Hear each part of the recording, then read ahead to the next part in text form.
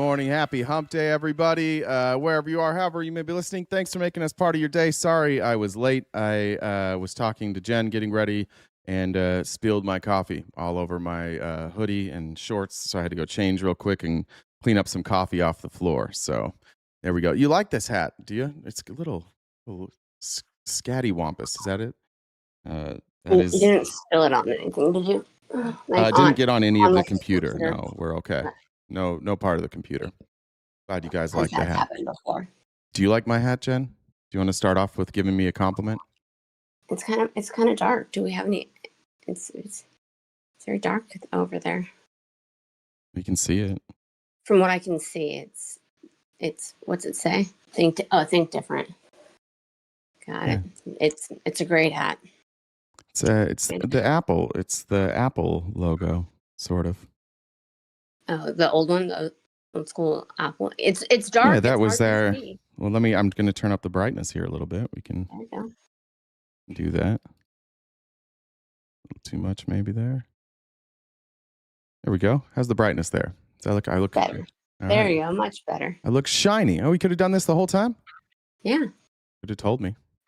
All right. Well, good morning, Jen. Good morning. How was your evening? It's fine. It's just fine. I went through I have a bunch of dressers I need to go through a bunch of clothes. So I got rid of a bunch of stuff yesterday. So I was productive. Did you sell it? I think this audience might have been willing to purchase some of that. No, I mean, there's stuff I threw away a lot of stuff, but then I've got a big old bag of Goodwill donation stuff. For someone as I don't want to say capitalist as you, but I think that is probably the case between the two of us. Certainly one of us is more capitalist than the other. I just feel like you missed a big opportunity there. I feel like there was a good opportunity there for you to sell some of that. I haven't gotten rid of them yet. I haven't gone and dropped them off. They'll probably sit in my house for 6 months before I go actually take them to anywhere, because that's a whole different. Well, I've got one. I got Goodwill within walking distance. There's a Goodwill drop box, which is great for me. I just recently got rid of a bunch of clothes. I guess I could have said the same thing.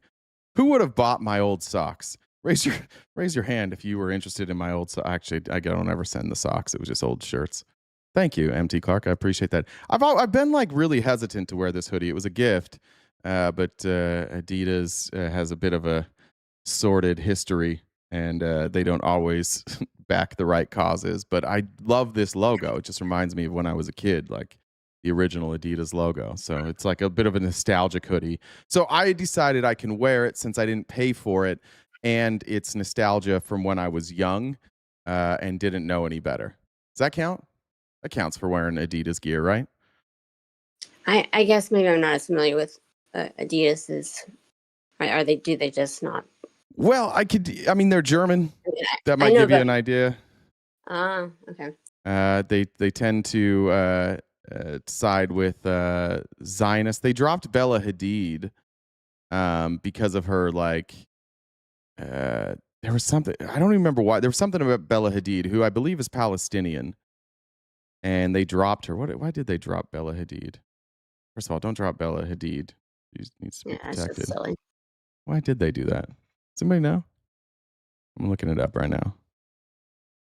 No idea. But so that's what I did yesterday. I went through some stuff. So, I guess if anyone's, it's clothes, boring clothes, a lot of stuff that's probably still had tags on it, because I have this bad habit. If I buy something, taking it back is, if it doesn't work out, I'm not great at taking things back, returning them. So.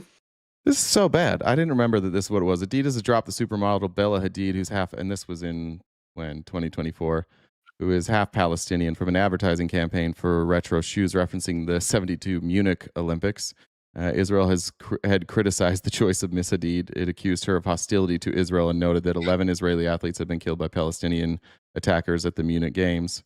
Adidas subsequently apologized and said it would revise its campaign. That's so fucking crazy. That the amount of Palestinians who have been killed And just that's Israel. I don't know how Israel did this. Like Israel is an abusive boyfriend, or they get away with so much. They're like, hey, some Palestinians sometimes do bad things, and they're like, oh, okay, well, we better drop this person who had nothing to do with that. I don't know how old Bella Hadid is, but I'm guessing she wasn't alive in 1972. I think she's maybe mid-20s. Bella Hadid? No, she's got to be older than that. Let's look. She looks older than that. Let's see. She is 29. All right. Well, I was kind of right, but I would have guessed like 30s. I mean, it's close. I mean, all right, but what the fuck do I know? She's mid-20s, so. All right. Well, and I cut away from Bella Hadid, and we get Trump's neck pussy there. Just that's a tough transition there. Oh, you guys couldn't ever see any of that anyways because I didn't have my screen on. Never mind. Yeah, there you go. Right. I guess it worked out then. So, all right, let's get going. So, welcome everybody. I see we've got like 204 people on TikTok. We're glad you're here. Jay's doing his best not to make it so we can't be here. But today we may struggle today. We're going to talk about Israel today, so that's usually when we get taken down. So you just basically said hold my coffee when I said that. Yeah, what happened? What happened to our appeal? Did we ever get any help with that appeal on that? So I asked him about that, and what he said was, video is not part of the agency, but you did say the unaliving word and the choking word, which is violence. So you might want to avoid stuff like that. Yeah. What did I say? I remember what I said. All right, we're gonna play. I have it on I'll play it on Instagram because I put it there too. Where is it? Yeah, I sent it. I sent it to him, and he confirmed that you do look like. Fuck off. Let's see. Mr. You kind of look like that Jeffrey Dahmer movie poster with us. That's not ideal. That's not ideal. You didn't have to say that. Anyone else? Or just me? I don't know, but I feel like not everything has to be said. I'm going to think about that every time I wear these now. So thank you. I'm looking for more of a Dwight. I thought you were going to say Dwight Schrute. Oh, I remember now. It's because I said the Scranton Strangler. Yeah. Yeah. Some of the chat wants to remind us that choking is not always a bad thing. It is not always an act of violence, and good for you guys in Arizona.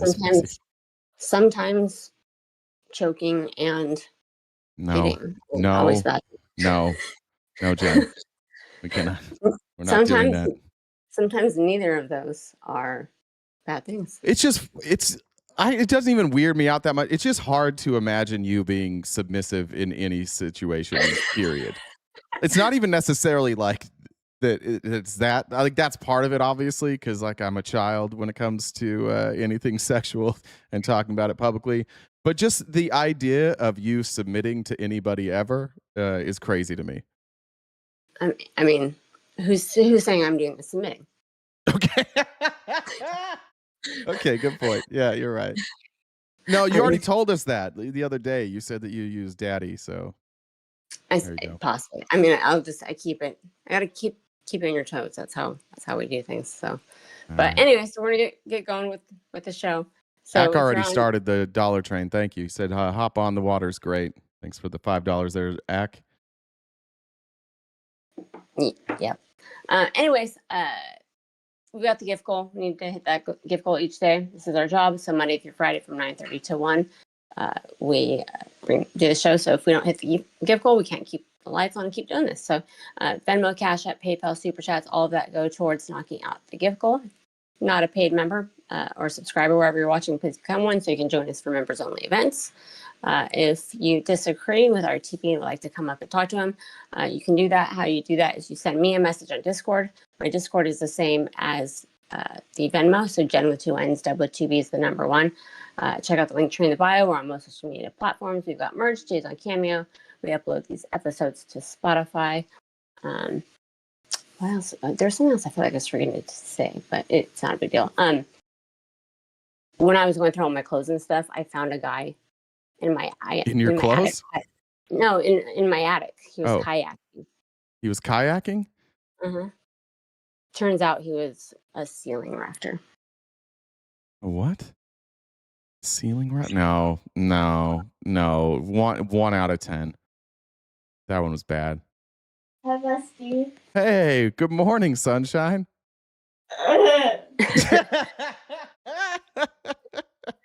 She's in here laying on my floor. So. Awesome. All right, let's get going. All right. Who's Andre here? Andre, why are you having such big feelings? Are people picking on you in the chat? I'm sorry there, bud. You can get bullied in this chat. We do allow that. You just can't use any slurs. You can't attack somebody based on their religion or their ethnicity or their sexual proclivities. But you're in the wrong place if you think everybody's just going to treat you with kid gloves here. You may want to take off early, bad. All right. Donald Trump has a state congressman, and Donald Trump endorsed in a state congressional race where Donald Trump lives in West Palm Beach. The previous person who held this position won this election by 20 points. Donald Trump carried this by 20 points. We had results last night from Trump's home district, and we got a surprise. In a special election race in Florida that's getting major national attention tonight. It's a Florida State House district that includes Shut up, Ronnie. It was a little bit of a Kawhi laugh. Trump's Mar-a-Lago resort. And tonight, Democrats are optimistic that Emily Gregory could beat Trump-backed candidate John Maples and flip the seat. Now, the first numbers are just in out front, and they show that Gregory is in the lead. About 58% of the vote right now. She did wind up winning. This was there was other information in this video that I liked, so that's why I showed this one. But she did wind up winning, and it was closer. It was like 51-48.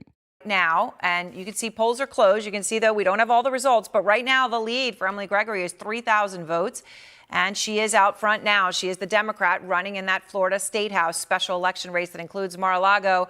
Emily's a business owner, military spouse. And Emily, I know you're running for the first time for office. And right now, people may look at you. Where are you? You're in a car. You're on your way literally to your watch party. And you're seeing the same numbers we're seeing right now. Obviously, you're ahead. All the numbers aren't in yet, though. How confident are you right now that you'll win? Aaron, this is so kind of you to have me on.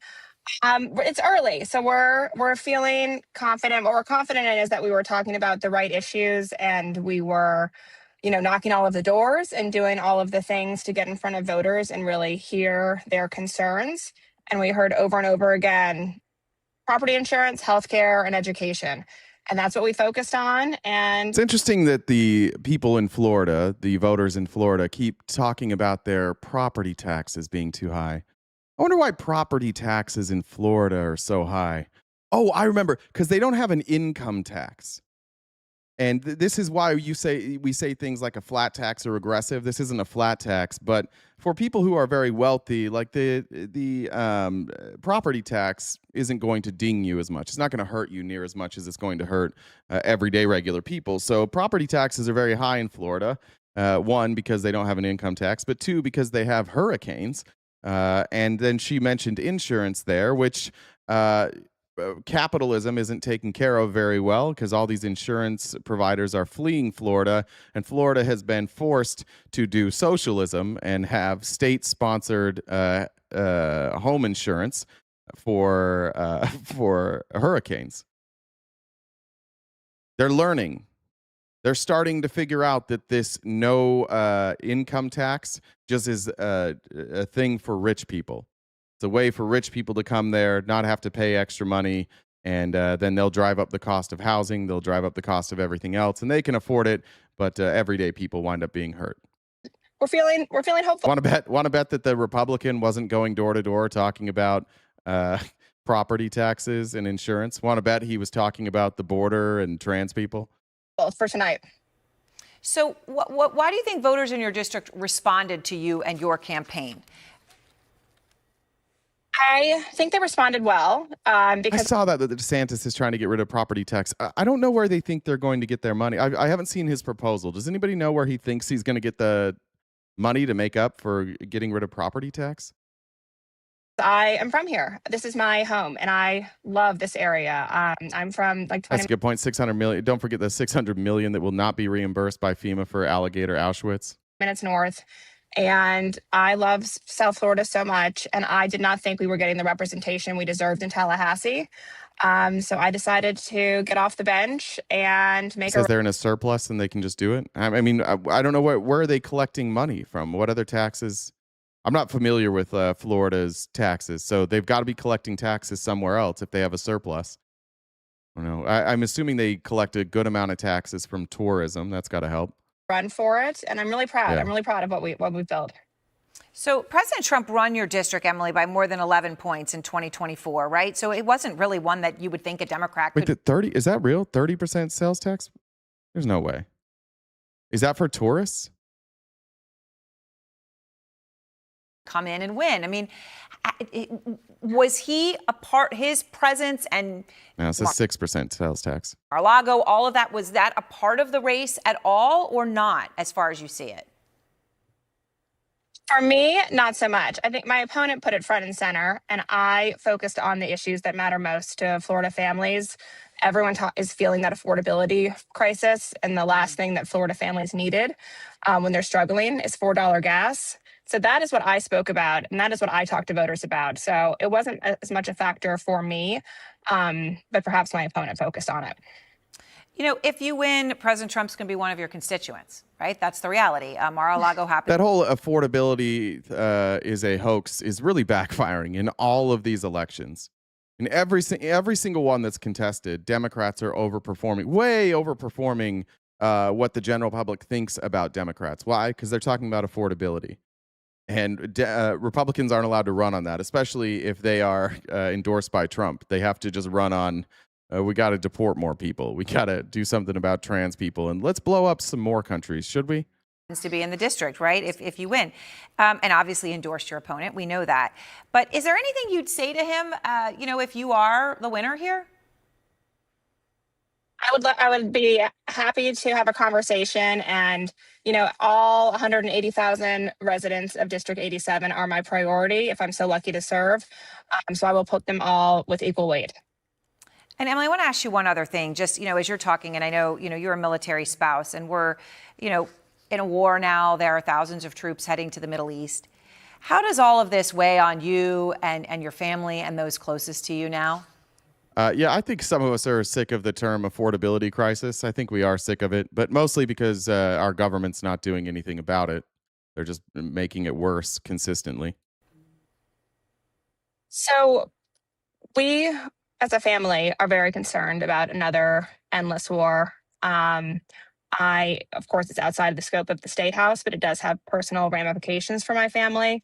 So, you know, I pray for our troops and I pray for our family, and I hope a resolution comes sooner rather than later. All right. Well, Emily, I really appreciate your time. And as I said, as everyone looking at Emily, she's in the car right now in North. All right. Well, she wound up winning, which is great. Sean said Antifa dues before the month's out. Thank you. Amber said Jen is for sure a dom. Jay is for sure a sub. I haven't found that to be true. I have not had much experience in either of those scenarios. I didn't know that you had to be one or the other. I don't think I am one or the other, but thank you for saying that. What are we mad about, Dylan? We're just mad.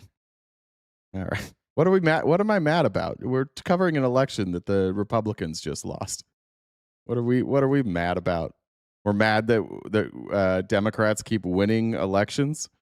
Yes, we're very upset about that. Now, Trump voted by mail, which is a problem. And I'm only showing this because, again, every single day, these folks that work for you, Republicans, these members of Congress, they know that they don't have to give you any sort of sensible answer. They can just show up and say dumb shit, and you're like, yeah, that's fine.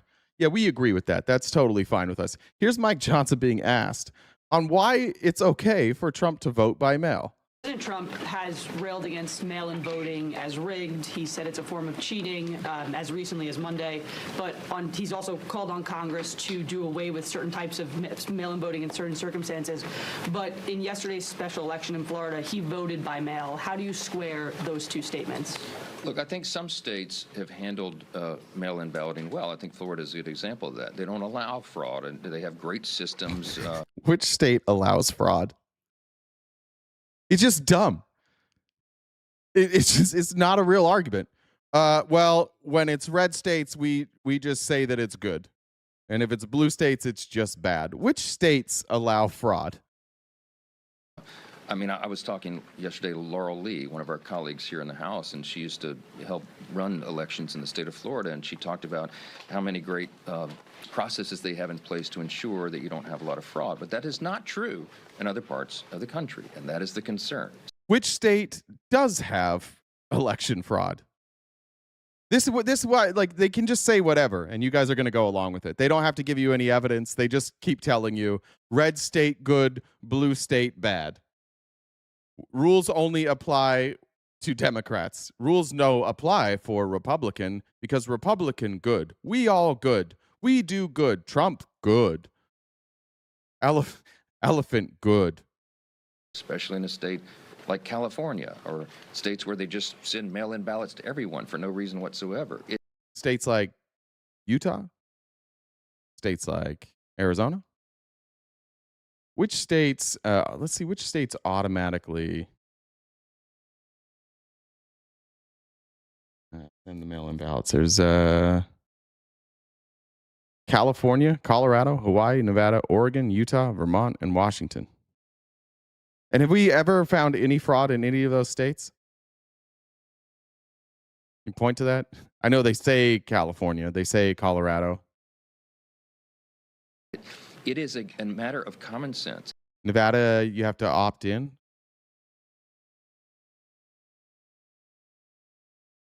I thought it was all. Are you sure? Nevada, you have to opt in?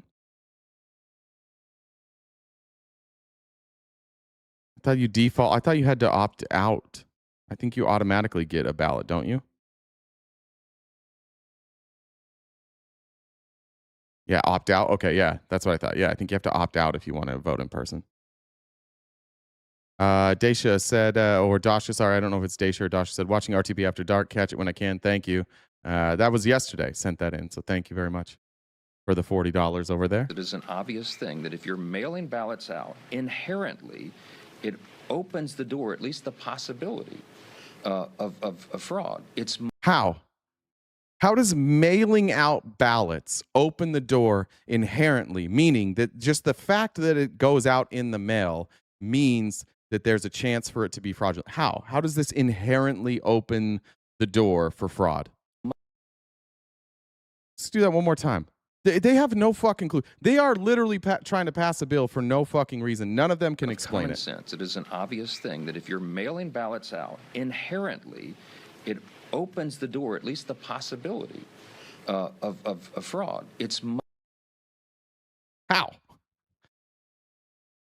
Unless what you're saying is like allowing people to vote inherently brings in the ability to commit fraud.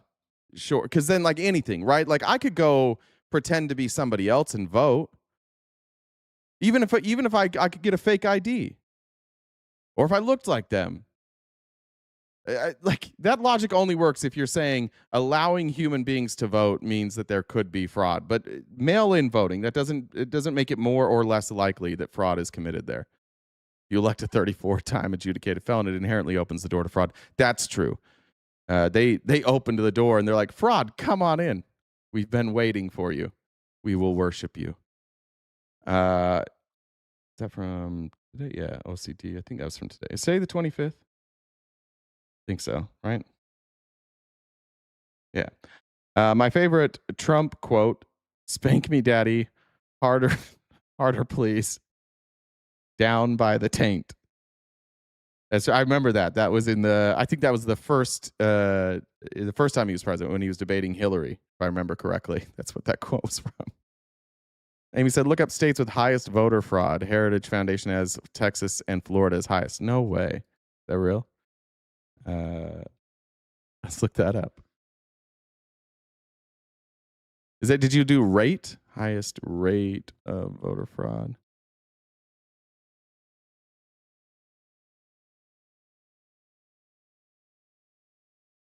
Let's see what old Perplexity has to say here.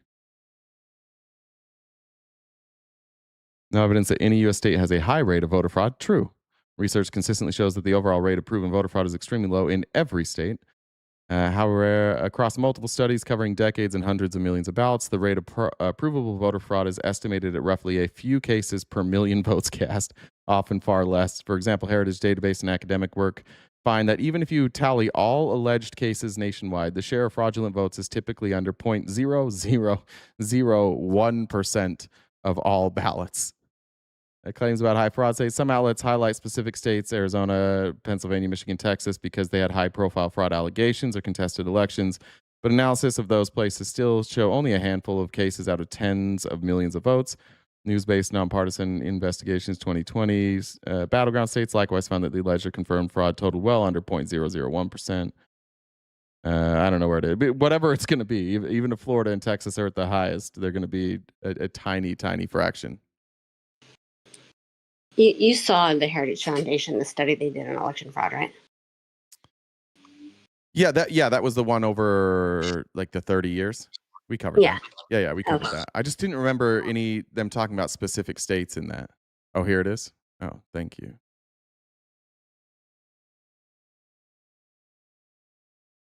Okay. Sampling of proven. All right. So what do we have in Minnesota? Can I click? Is this searchable? 138 total cases. It's crazy. Looks like Minnesota looks like the highest here. Then Texas, Illinois, Florida, North Carolina. Those are the main ones. I do know that here in Arizona, our cases were largely. In fact, we can probably look. Let's see how many Minnesota had. Let's look there.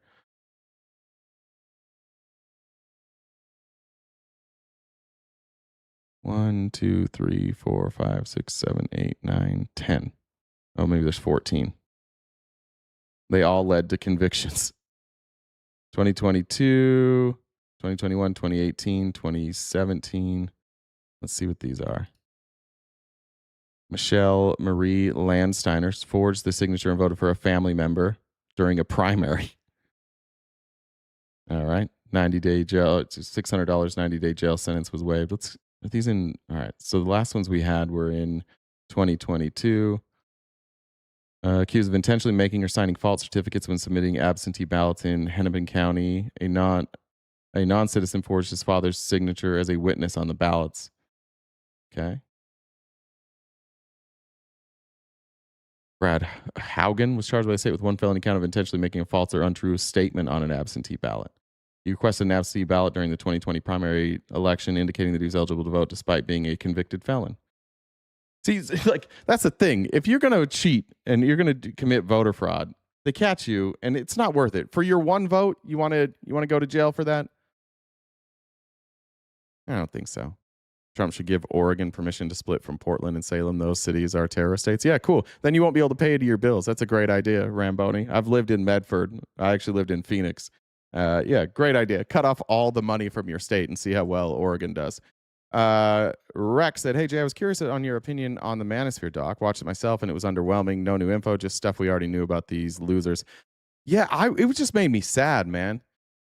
It was just a really, really depressing documentary. Those guys are all just phonies, every one of them. It's so obviously scripted. It's so obviously meant, and not. I guess there's like some level of empathy as somebody who was raised conservative and is a white kid, knowing that, like, if you're going to talk about the history of this country and you're going to talk about oppression in this country, it's going to be like white men that did most of the oppression. And so, yeah, that can suck. It does I get that part of it.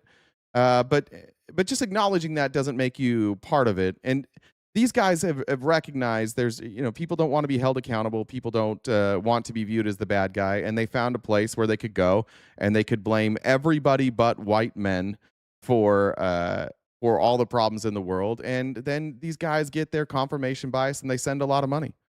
It's a very lucrative thing. If you want to make money on the internet, find a right-wing audience. Figure out a way to be right-wing. You can look at people like Jimmy Dore, who was a very, very progressive. And when did he finally start making a bunch of money? When he flipped. Tim Pool, same way. Tim Pool was like kind of this. He's always been a bit of a fence sitter, but when did Tim Pool start making a ton of money? When Trump came around and he realized he could speak to that base. And now he just does he's consistently doing identity politics and social issues. So yeah, it's a lucrative place. You know what's not lucrative? talking about those types of issues on the left, or really any of that identity politics stuff. Anybody who is talking identity politics as their main subject, it's not going to be lucrative. That's hard. That's hard to hear. People don't want to tune into that every single day. That's hard information to hear every day. You guys know, you know some of the creators that you follow that might cover, I wouldn't say identity politics necessarily, but like the history of oppression of certain groups of people in this country. Like, you sit there and listen for an hour or so, you don't walk out of there going like, I feel refreshed and I feel good. But these manosphere guys, they're like, hey, we're just going to tell these dudes that look how rich we are. We're rich because we don't give a fuck. We don't buy into the system. And if you don't buy into the system too, then you can be rich as fuck and you can have all these hoes. And they're like, yeah, I definitely can do that. And they can't. And then they just keep giving money to these grifters and they never return anything. It is important too to remind you like what a grifter is, right? Like, a lot of people think I get called a grifter every single day, which is fine. And that's a good reminder to do our grift now. We are crowdfunded, and so we rely on your guys' donations to make this program work. But a grifter is like used to be called a con man. If you read Huck Finn, swindler, it's somebody who uses deception, charm, and fraud to either steal money or convince people to give them money under false pretenses. What I do is I give you my opinion every day. And I cover the news in the way that I see fit. It's not really false pretenses. You know what you're going to get here. But these are, by definition, grifters. They lie about the amount of money they have. They lie about how they get their money. You've seen, like, they talk to these young men all day long. I don't remember whose it was. It might have been Sneeko's. I don't remember whose it was, but they were talking about their Telegram channel. And they're like, you go and you hammer these women who do OnlyFans. And you hammer people who who do adult content, and then in your own Telegram, you're selling ads for OnlyFans, and you manage or you purchase OnlyFans management groups, and so this is pretty common in cults, in high demand religions. I think I've talked to you guys about this before, but one of the really difficult things about growing up Mormon and being Mormon is the way that the rules are used against you. So we had something called the law of chastity, which is basically like no premarital sex at all, but not even like further than that, like nothing more than kissing. And even kissing, it was called like heavy petting. So like, you know, dry humping, that's not allowed. Obviously, you can't fill somebody up. That's not allowed. But it feels good. You like doing it, and everybody else is doing it. So you go through this cycle. So these young men who are giving this money, they are being given the poison, and then they are paying for the people who gave them the poison to fix them. And I'm not saying that adult content is poison, but for some people, adult content absolutely is poison. And that's, I had a great conversation this morning about red flags, specifically in men. One of the things we talked about was being closeted. And I think like closeted, generally, we're talking about somebody's sexuality, but it can be other things too. Anything that you publicly espouse not to be, and then privately you are, causes a lot of friction in you. It causes you to kind of hate yourself. And so these young men go and they might subscribe to somebody on OnlyFans, or they go and they just watch porn, and then they get that post-nut clarity, and they're like, I got to be better. This is why I'm not rich. Why am I wasting this time? I just spent $10 that I could have spent on investing in myself, and instead all I did was get off. And then they're like, all right, I'm gonna invest more heavily in this. Andrew Tate Hustler University. I'm gonna upgrade my membership, or I'm gonna join Andrew Tate's Hustlers University. And then 6 months from them, they're still in that same situation, and Andrew Tate's just on a video being like, if you're still in the same situation you were 6 months ago, you've got to, now is the time. Don't be a pussy. And they're like, all right, I'm not going to be a pussy. And then like at 11 o'clock that night, they're like, I want to masturbate again. And then they do. And it's just this cycle. We called it the shame cycle when we were like in deconstructing for Mormonism, but it's the same really in any of these high demand religions or groups where there's an ideology, and especially if you're talking about sex. If you find yourself in a group that talks about the limitations on sex, fucking run. They want to use sex as a means of control. Even in abusive relationships, oftentimes you find yourself in a relationship with a narcissist, or just somebody who's genuinely not a good person. Sex becomes a weapon. As somebody who I had once upon a time a very active sex life, I can tell you from my personal experience that the people like narcissists are great at sex. It's probably the only thing that they're good at. And they use that as a means of control. They give you an experience that other people don't necessarily give you, because those people aren't capable of like getting to that point and being completely separated from reality. That's a difficult thing for most of us to do, right? Like, I think a lot of people probably have a hard time like engaging in like things like role play, or like, because it's hard to disconnect your current reality, go into that world, and then come back. But narcissists are used to that. They live in a world where they disconnect from their reality consistently. And so you find yourself in a relationship, for example, with somebody who's like Christian, and they espouse these Christian values publicly, but then behind closed doors, it's like, whoa, what are you saying? Wait, what's your life doing? Or somebody who like openly is homophobic, but then they're like, behind closed doors, they're on the down low, right? Or they're bisexual, or somebody's who openly transphobic, and then you check their search history, or their Bumble history or Hinge history, and it's like, oh, they look for trans people. Those are dangerous people, extremely dangerous people, because they are able to disconnect and create two separate realities. And you don't know which of those two realities that you're in right now. And as soon as you leave that one reality, holy fuck. But if you find yourself in a situation like that, fucking run. Your life will be ruined.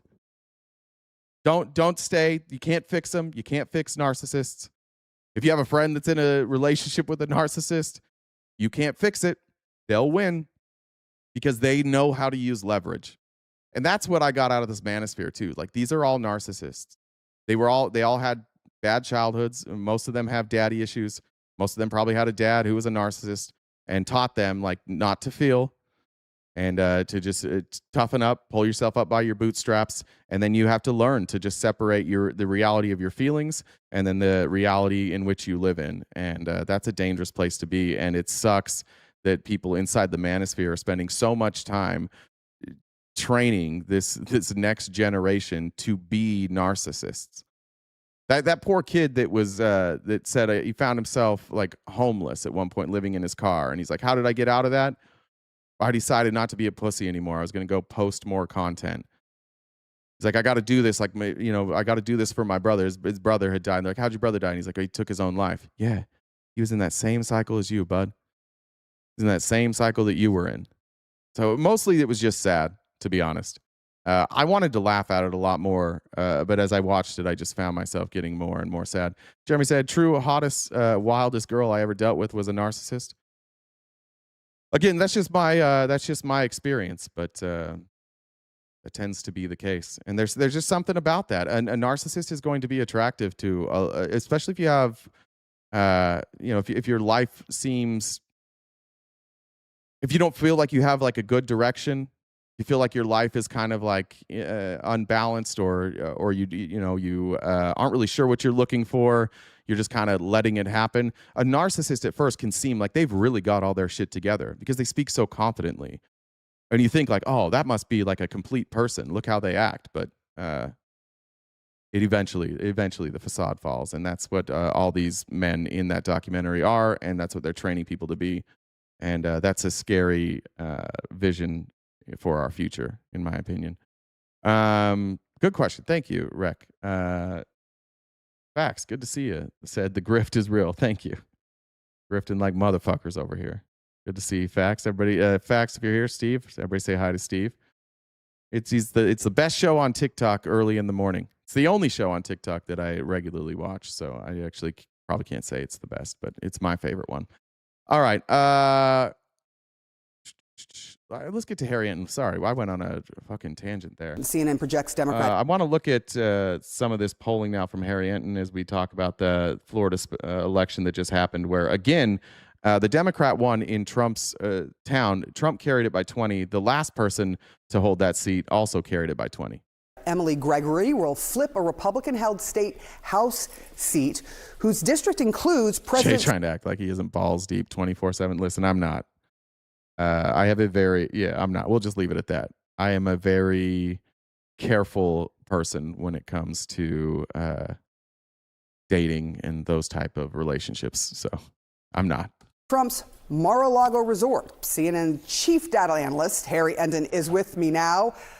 I mean, ouch. How delicious for Democrats this morning. My goodness gracious. OCD also said I role play as a missionary in the bedroom. Yeah, with your name tag, though. Different type of missionary.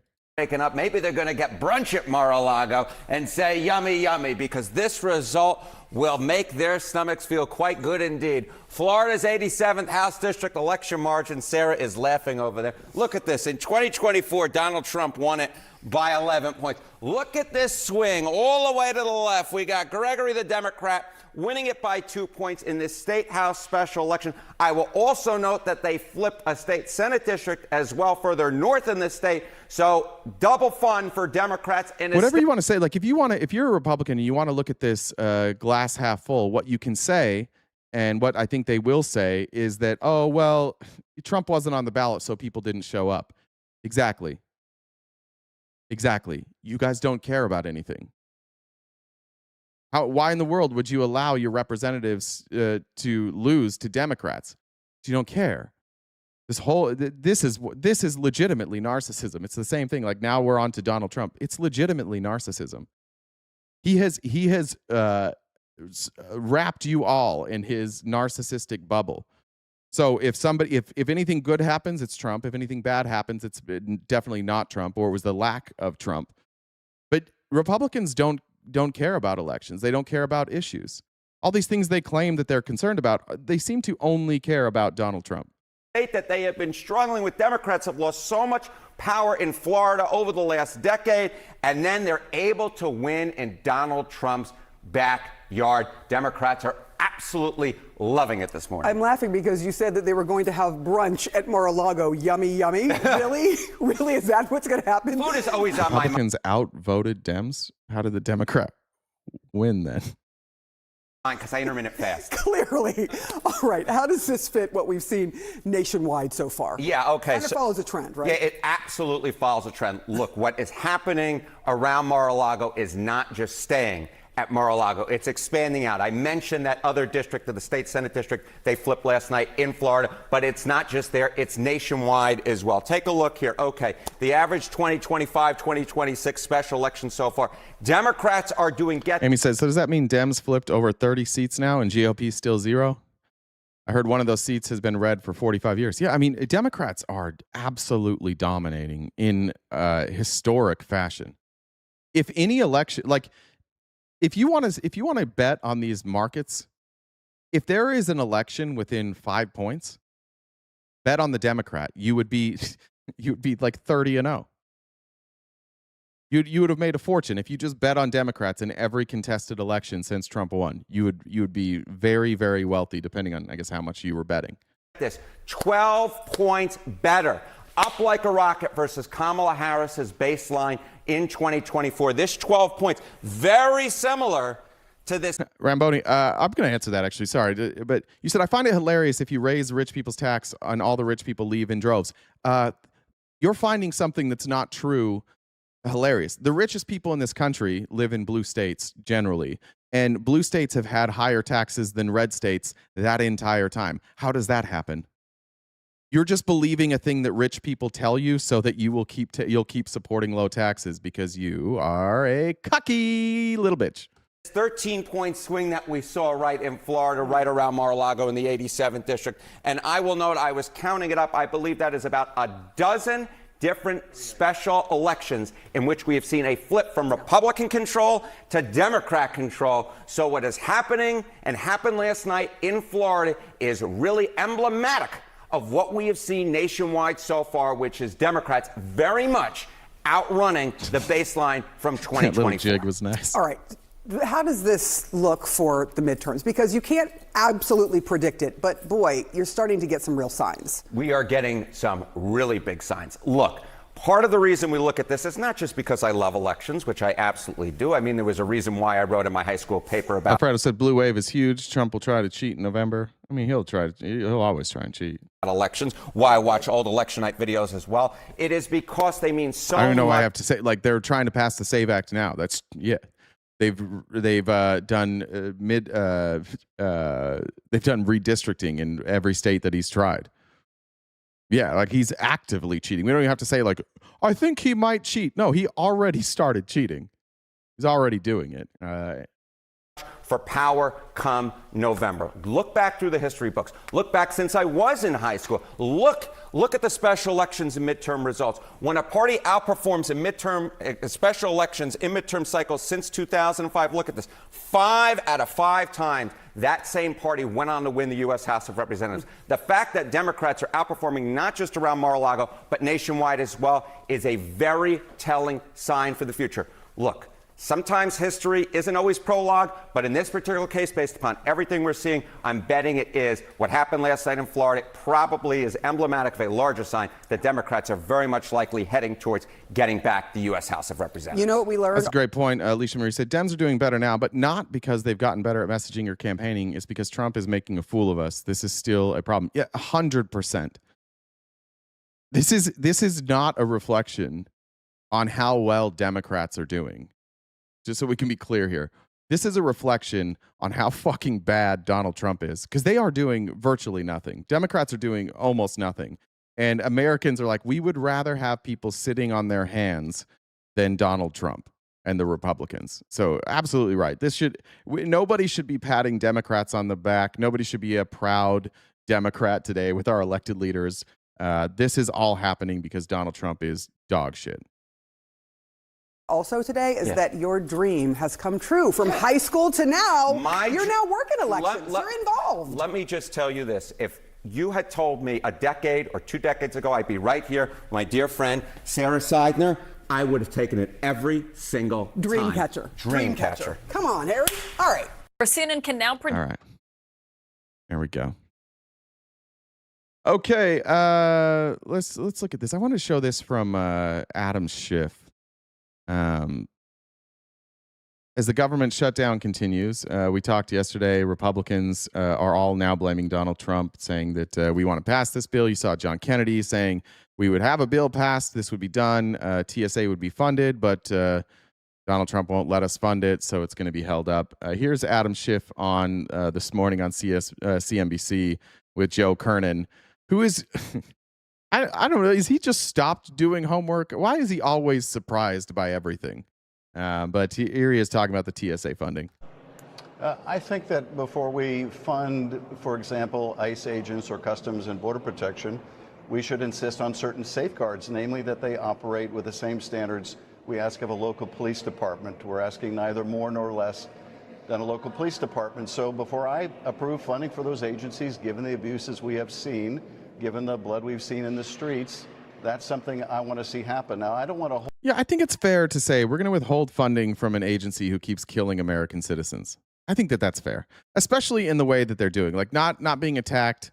Just the Alex Preddy and Renee Good killings were just so obvious, such obvious executions that could have been entirely avoided if these ICE agents weren't just thin-skinned, angry little bitches. It's so obvious that, of course, and you get American support from this.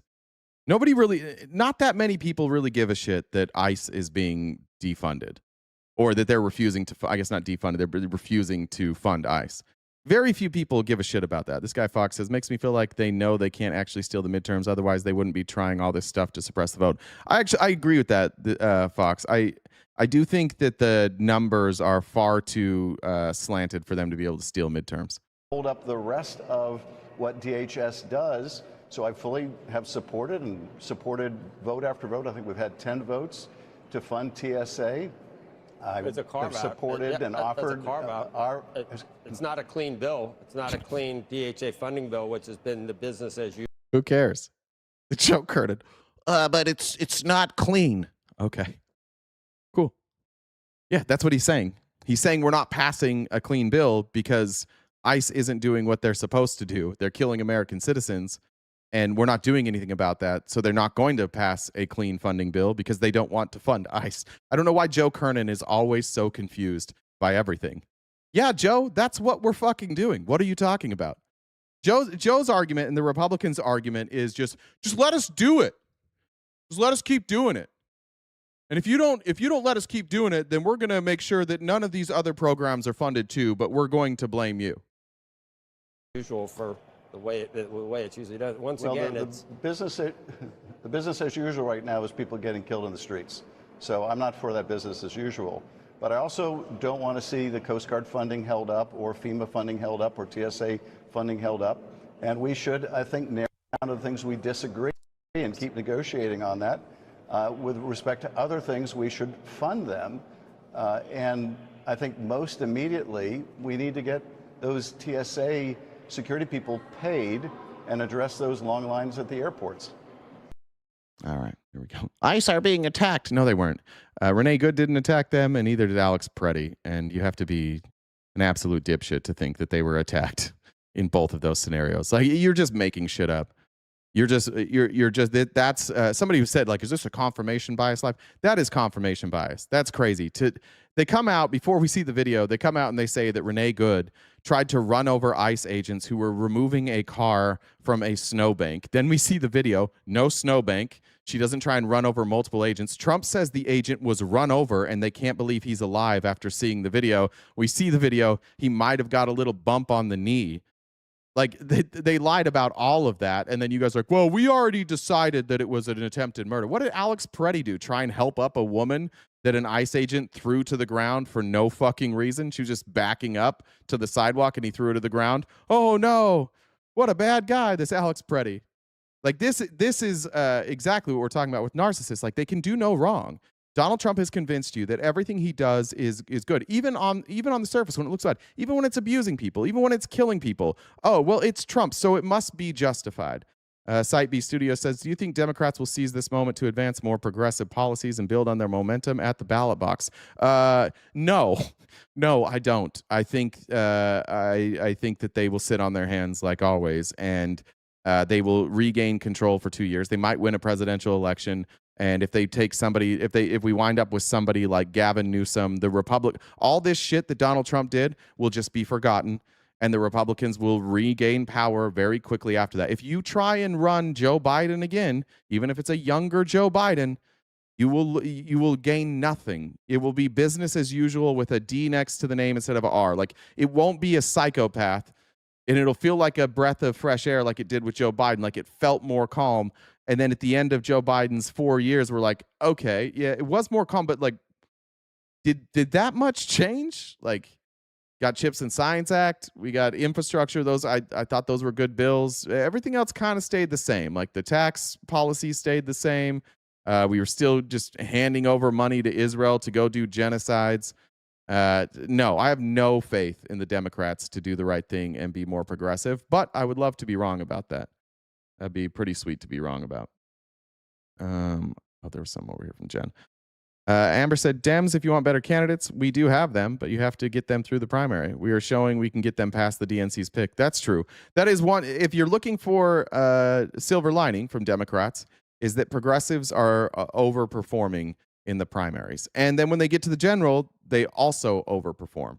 So if Democrats wanted to learn anything, they could learn from that. And then, okay, I read that one already. Perfect. All right, moving on here. I just want to show you some crazy Republicans. This is a GOP representative, I think in Minnesota, excuse me.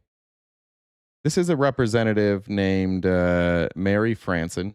in Minnesota. They had the House Capital Investment Committee, and they were discussing future weather trends in infrastructure report presentations. So they're looking at the trends in weather, and they're trying to prepare for climate change, which is real. And Republicans like Mary Franson don't really want to engage with this. And I've said this. I've never heard somebody say this out loud.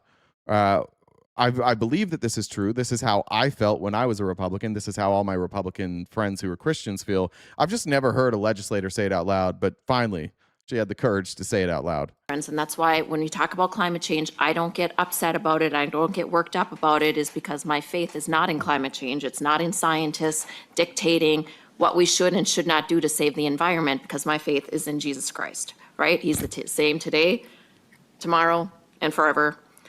Yesterday. And so, if you've read the good book, you know how it ends. It's not with climate change. And that's my closing speech. That was fucking stupid, lady. That was so goddamn stupid. I only believe the Bible, so I don't have to do anything. Then what are you legislating for? What the fuck are you doing there? If it's already laid out, what are you legislating for?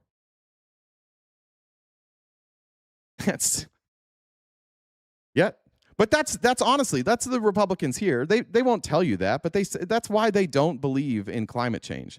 That's why they don't care about this, because they think God is in charge. When you get down to the root of it, when you get down to ask them why don't you believe in climate change? Well, because there's big money. Okay. Yeah, that's a good point. You're so much about religion, abandon politics, and become a priest. That's why, but that's honestly, there's absolutely no science to say that climate change isn't real and that humans don't have a massive impact on the changes that we've seen in the climate. There's none. There's no climate scientist that would disagree with me there. The only thing they disagree on is the extent of the effect that human beings have on climate change, but they all agree that humans are able to affect the climate. They all know that. It's 0% of the science says climate science isn't real, but if you poll Republicans, it'll be like 50 or 60%. Why is that? Because they believe in Jesus instead, and somehow they've squared that with climate change can't be real because God is in charge. See, there it is. Climate change has happened many times in the billions of years Earth has been here. You're not listening, bud. Climate change and the effect that humans have on the climate. Humans have not been around for the entirety of our Earth. The parts per million of CO2 in the atmosphere have never been this high when humans roamed the Earth. Never.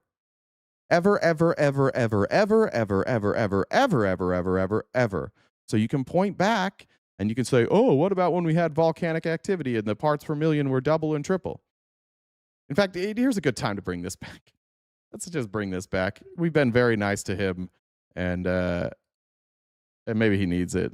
Maybe he needs people to remember who he was. But there's a very famous exchange between Thomas Massie and John Kerry in Congress from, this says 6 years ago. I think it might have been more than that. But this is what happens when you have a smart Republican. This is one of the good Republicans, right? This is what happens when you get pushback. And this is why Republicans don't argue about climate change publicly, because this happens. This was April 9th, 2019. A kangaroo court, the president might want to talk with the educated adults he once trusted to fill his top national security positions. It sounds like you're questioning the credentials of the president's advisors currently, but I don't think we should question your credentials today. Isn't it true you have a science degree from Yale? What's that? Bachelor of Arts degree. Is it a political science degree? Yes, political science.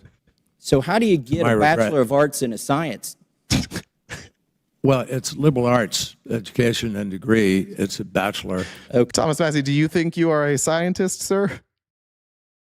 The science of politics, which is not an exact science. Okay, so it's not really science. So I think it's somewhat appropriate that somebody with a pseudoscience degree is here pushing pseudoscience in front of our committee today. Of course, John Kerry was there to discuss the effects that humans have had on the climate. And Thomas Massie calls his Bachelor of Arts a pseudoscience degree, despite the fact that it is not a science degree. I want to ask you... Are you serious? I mean, this is really serious happening here? You know what? It is serious. You're calling the president's cabinet a kangaroo court. Is that serious? I'm not calling his cabinet a kangaroo court. I'm calling this committee that he's putting together a kangaroo committee. What are you saying, that he doesn't have educated adults there now? I don't know who it has yet because it's secret. Well, you said it in your testimony. Why would he have to have a secret analysis of climate change? Let me ask you. Why does the president let's get back. I know, because it's going to be funded by oil companies. That's why. Science of it. Let's get back to the science of it.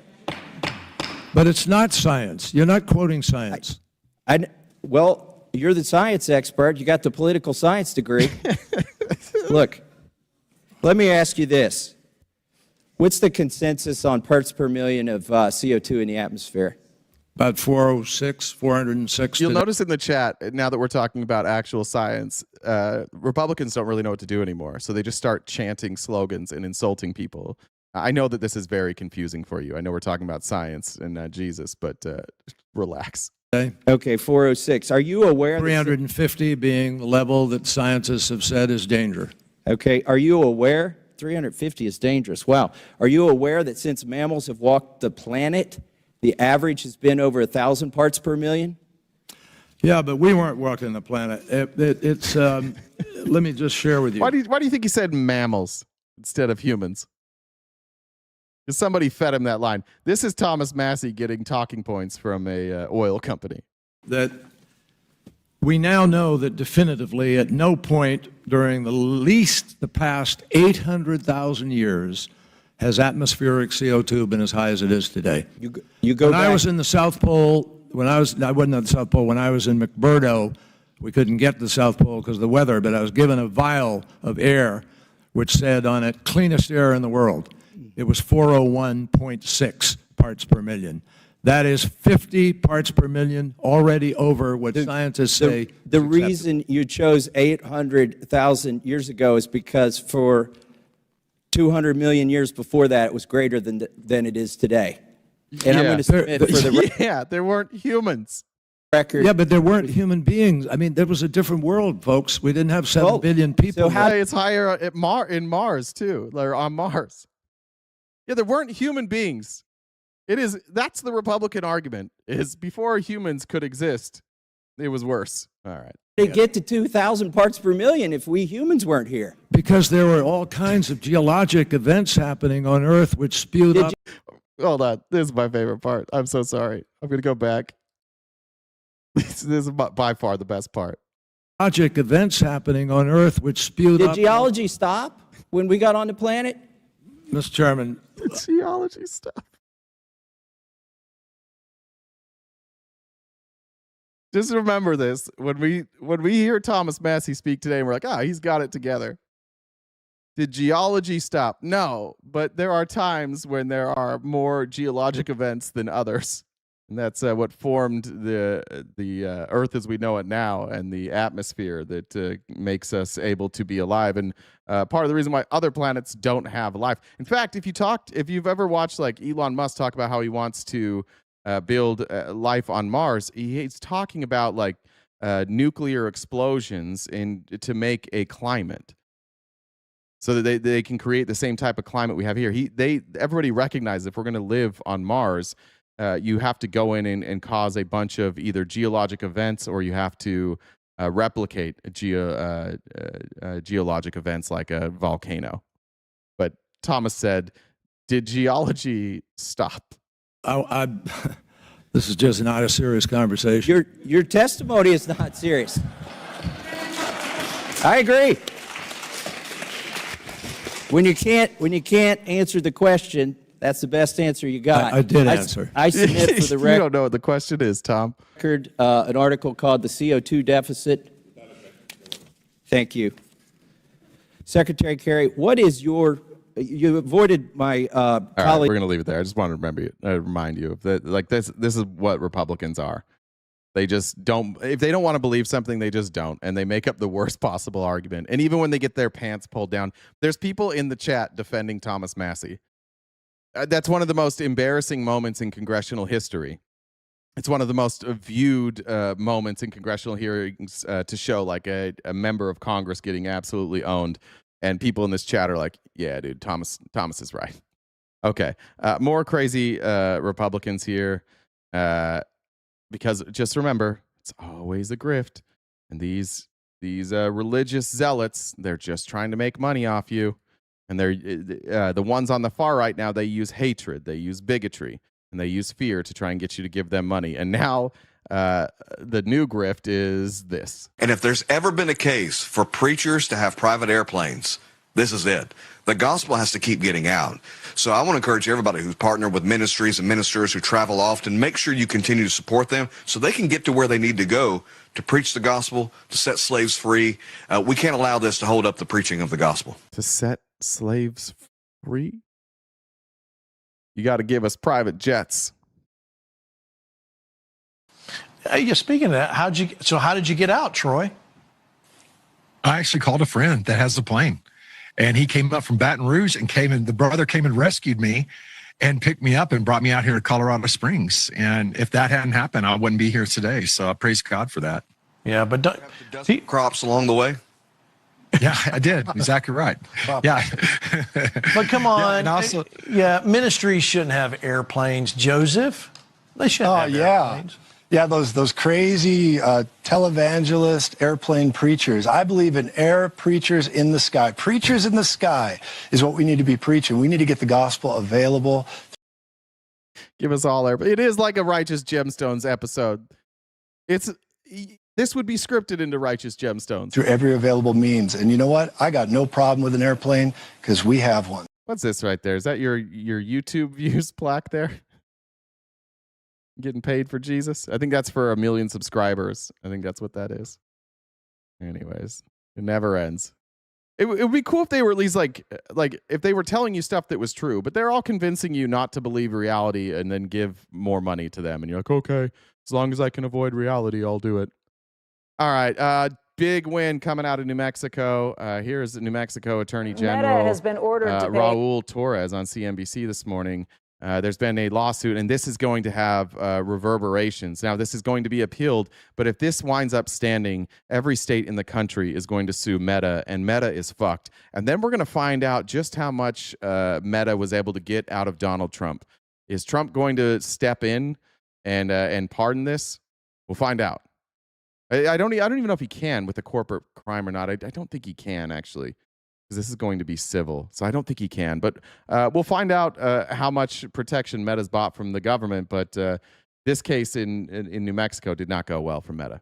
$375 million for child safety violations in New Mexico. The state's Attorney General, Raul Torres, sued Meta in 2023 for misleading consumers about the safety of its platforms. It's the first standalone case by a state against the social media giant. Meta says that it will appeal. Attorney General Raul Torres joins us this morning. Attorney General, thank you for being with us. Let's talk about what happened here, because this is the first time that a state has won against any big tech company in terms of trying to protect children. That's right, Brian. It's a state case. Trump can't pardon. I was thinking of the civil, but I didn't even think about the fact that it's a state case. So of course he can't. That was done by me. What's your takeaway? Well, this is a landmark decision, and I think the jury delivered a message not only to Meta, but to the entire industry that they expect a whole lot more in terms of creating safe spaces online for kids. And I think it's also time that Congress hears that Trailer Shift in here simping for Meta. That's nothing. Yeah, no shit, dude. Same message and takes decisive action to try and regulate this. Whatever we're covering, Trailer Shift just takes the opposite. Imagine that. You're coming in here. This case is about them getting children to view explicit sexual imagery, and you're like, I'm on the side of Meta. Space, because we want accountability, we want safety, and what we want fundamentally is a safer space and a safer experience for our kids online. You overcame Section 230 motions that Meta and some of the other big tech companies have been protected by for decades at this point, where they say, hey, it's not our content. We're just the bulletin board, going all the way back to that CompuServe case. We're just the bulletin board. You can't expect us to be moderating this content. How did you overcome those motions? Well, I think that's what makes this so historic. They've been hiding behind Section 230 for over 2 decades. As you know, that was a law that was passed back in a totally different era when technology and the landscape was completely different. Since that time, they have spent an enormous amount on lawyers and lobbyists to try to ensure that they aren't held responsible. We took a different approach in this case, really focused in on the aspects of the product itself, the design features of the algorithm, the lack of age verification, the implementation of end-to-end encryption, all of which created an environment which was both dangerous for kids and addictive. But we also were able to show that the company's own safety team had been recommending for years and highlighting for years the dangers of these features. They were repeatedly ignored by Mr. Zuckerberg and other executives.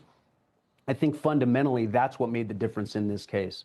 Yeah, I think the legal filings specifically that you're referring to, and this kind of jumped out at me as well, Zuckerberg's 2019 announcement. That's a good question, C. Cleve. How come they moderate TikTok accounts so hard, but no one else can?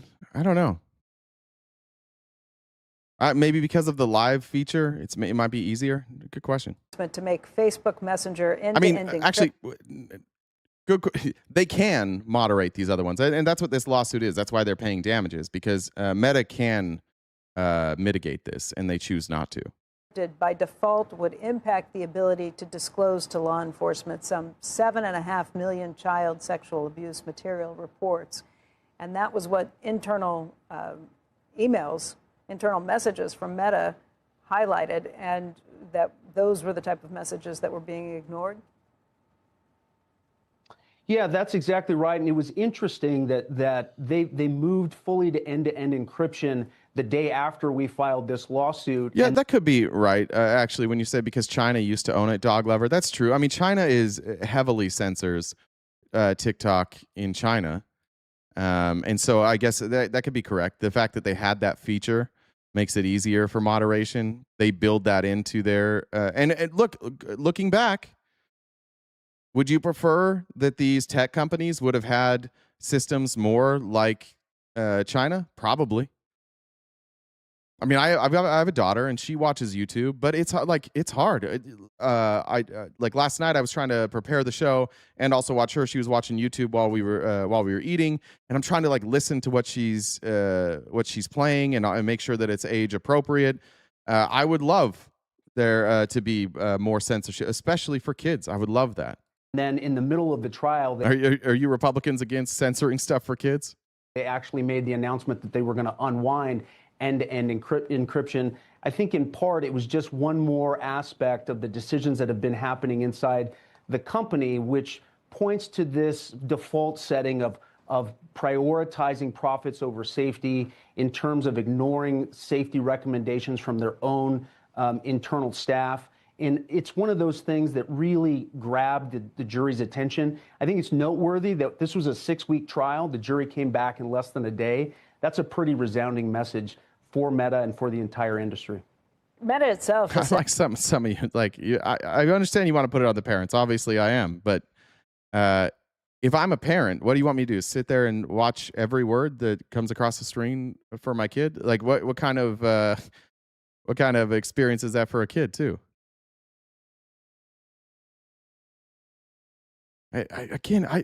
Some of you Republicans, I wish you could just for a second. I wish you guys would chill the fuck out for like 1 second, just the ones that are here. And I'm not saying just in general, but you guys, just because I say something doesn't mean you have to argue it. You guys are siding with the social media companies right now.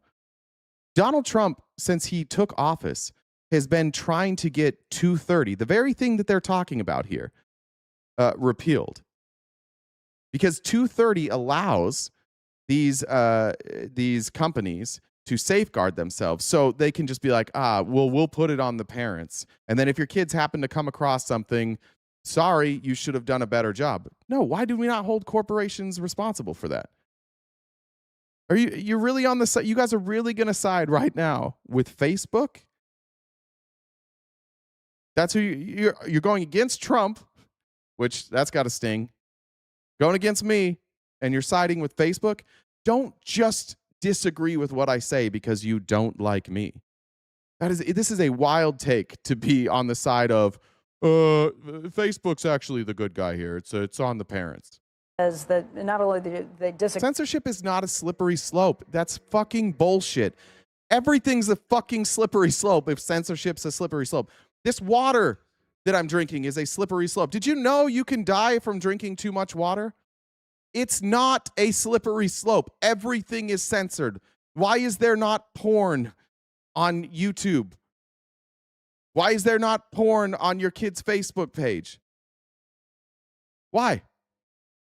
It's not a goddamn slippery slope. This is a very religious argument, and it's an argument that's used by people who can't explain what's going to happen next. They're just like, well, I mean, it was the gay. That's what all the religious people did with gay marriage. If we let gay people get married, then within a year they're all going to be marrying cows. It's like, no, nobody's going to try and marry a fucking cow.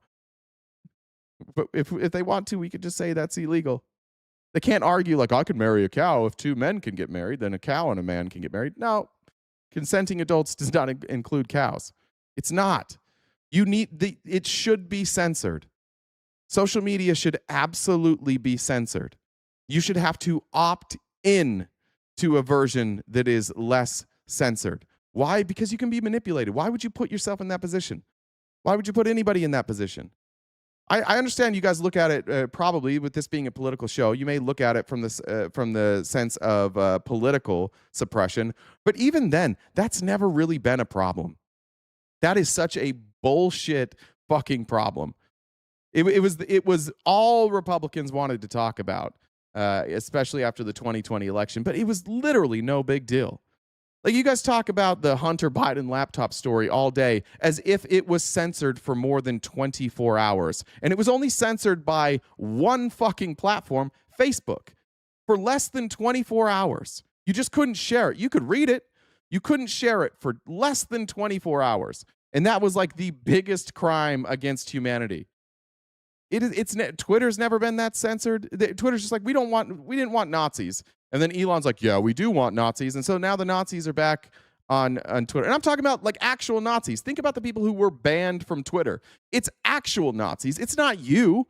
You weren't banned from Twitter for saying some of the shit Nick Fuentes said. Nick Fuentes was banned for openly being a Nazi. That's why he got banned from Twitter. And somehow you guys have taken like all of this and you buy into the slippery slope argument, but none of you got banned.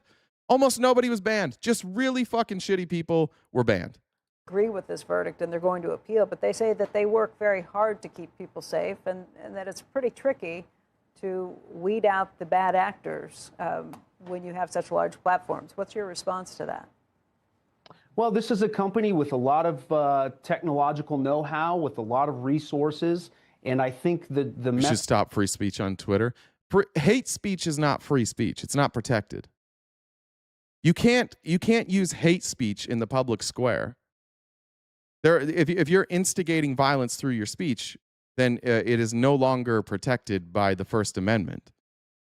What you're saying is you're talking about free speech absolutists. That's not part of our Constitution. That's not part of our law. You don't have the freedom to say whatever you want to say. Speech can be criminal. And what Elon did is said, he said it specifically, I'm a free speech absolutist, meaning that what he was bringing back is criminal speech. And that's why other countries don't allow him to do that, because they uphold the laws. The message that the jury delivered yesterday is that they need to do a whole lot. Hate speech is not speech you hate, Trailer Schiff. Stop taking every bad position. You look like a fucking idiot. More to make their Dems for Israel said some issues aren't the fault of Trump or Democrats. True. Most probably aren't. Users safe, to create a safe environment. And fundamentally, they need to stop misleading customers and users about the safety of the platform. This is not completed. The trial's second phase begins on May 4th. That is not with the jury. That's just with the judge. What will that judge be determining? Well, that's to examine the public nuisance claim, which was bifurcated from the initial phase of the I love that. Elon's daughter is the reason your kids get no social media or smartphone. Perhaps if you're going to criticize Elon's daughter, and I don't know which one you are, perhaps you may look at their father, who is not present in their life, who is an open Nazi on the internet and has children as commodities. Perhaps maybe any of the childhood trauma you'd like to blame them for could be tied back to Elon Musk. This will be a case made directly to the trial judge. We'll be talking about the public nuisance that we believe was created by the platform and the harm that flowed from that public nuisance.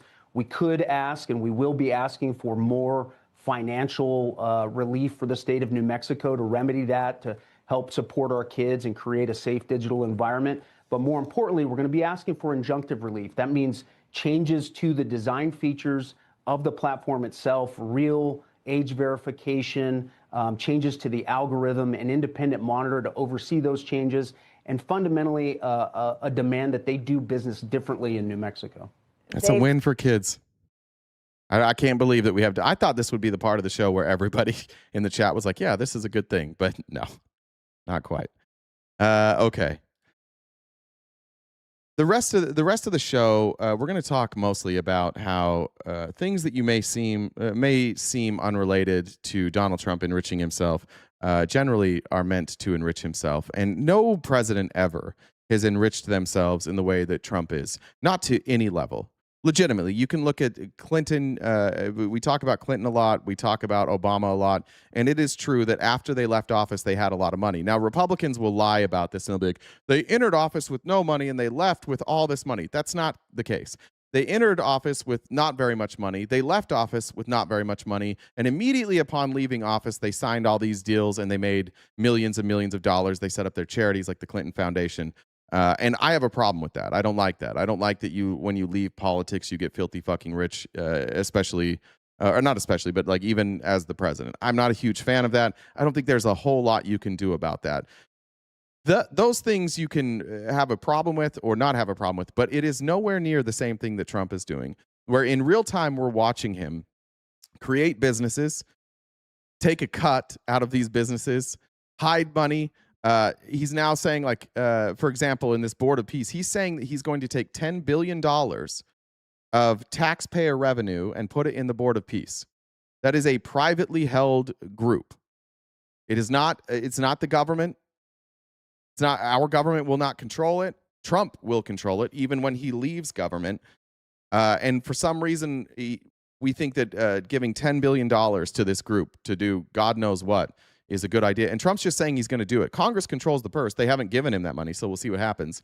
But in a congressional hearing yesterday, they brought on, I'm blanking on his name, but they brought in the U.S. Patent and Trademark Office. And the reason that Representative Raskin here wanted to talk to him is because the Patent Office has been doing some very strange things regarding the Board of Peace with Donald Trump that will allow him to personally enrich himself. Thank you, Mr. Chairman, and I'll be somewhere in between the chairman of the full committee and the distinguished chairman of the subcommittee. Thank you, Director Squire. Oh, I can explain how, Dylan, if you've watched the show, and we'll explain how he's making money here too. But if you want to come up, Dylan, instead of just criticize like a whiner all day long, you can come up here. I'll spend hours with you showing you how Trump is enriching himself. You can follow the money. It's very simple. For joining us today as head of the PTO. Your job is to promote stability in the market for goods and services by protecting trademarks that are used in interstate commerce. In pursuit of the mission, the USPTO has for decades been removed from political intrigue, favoritism, and controversy.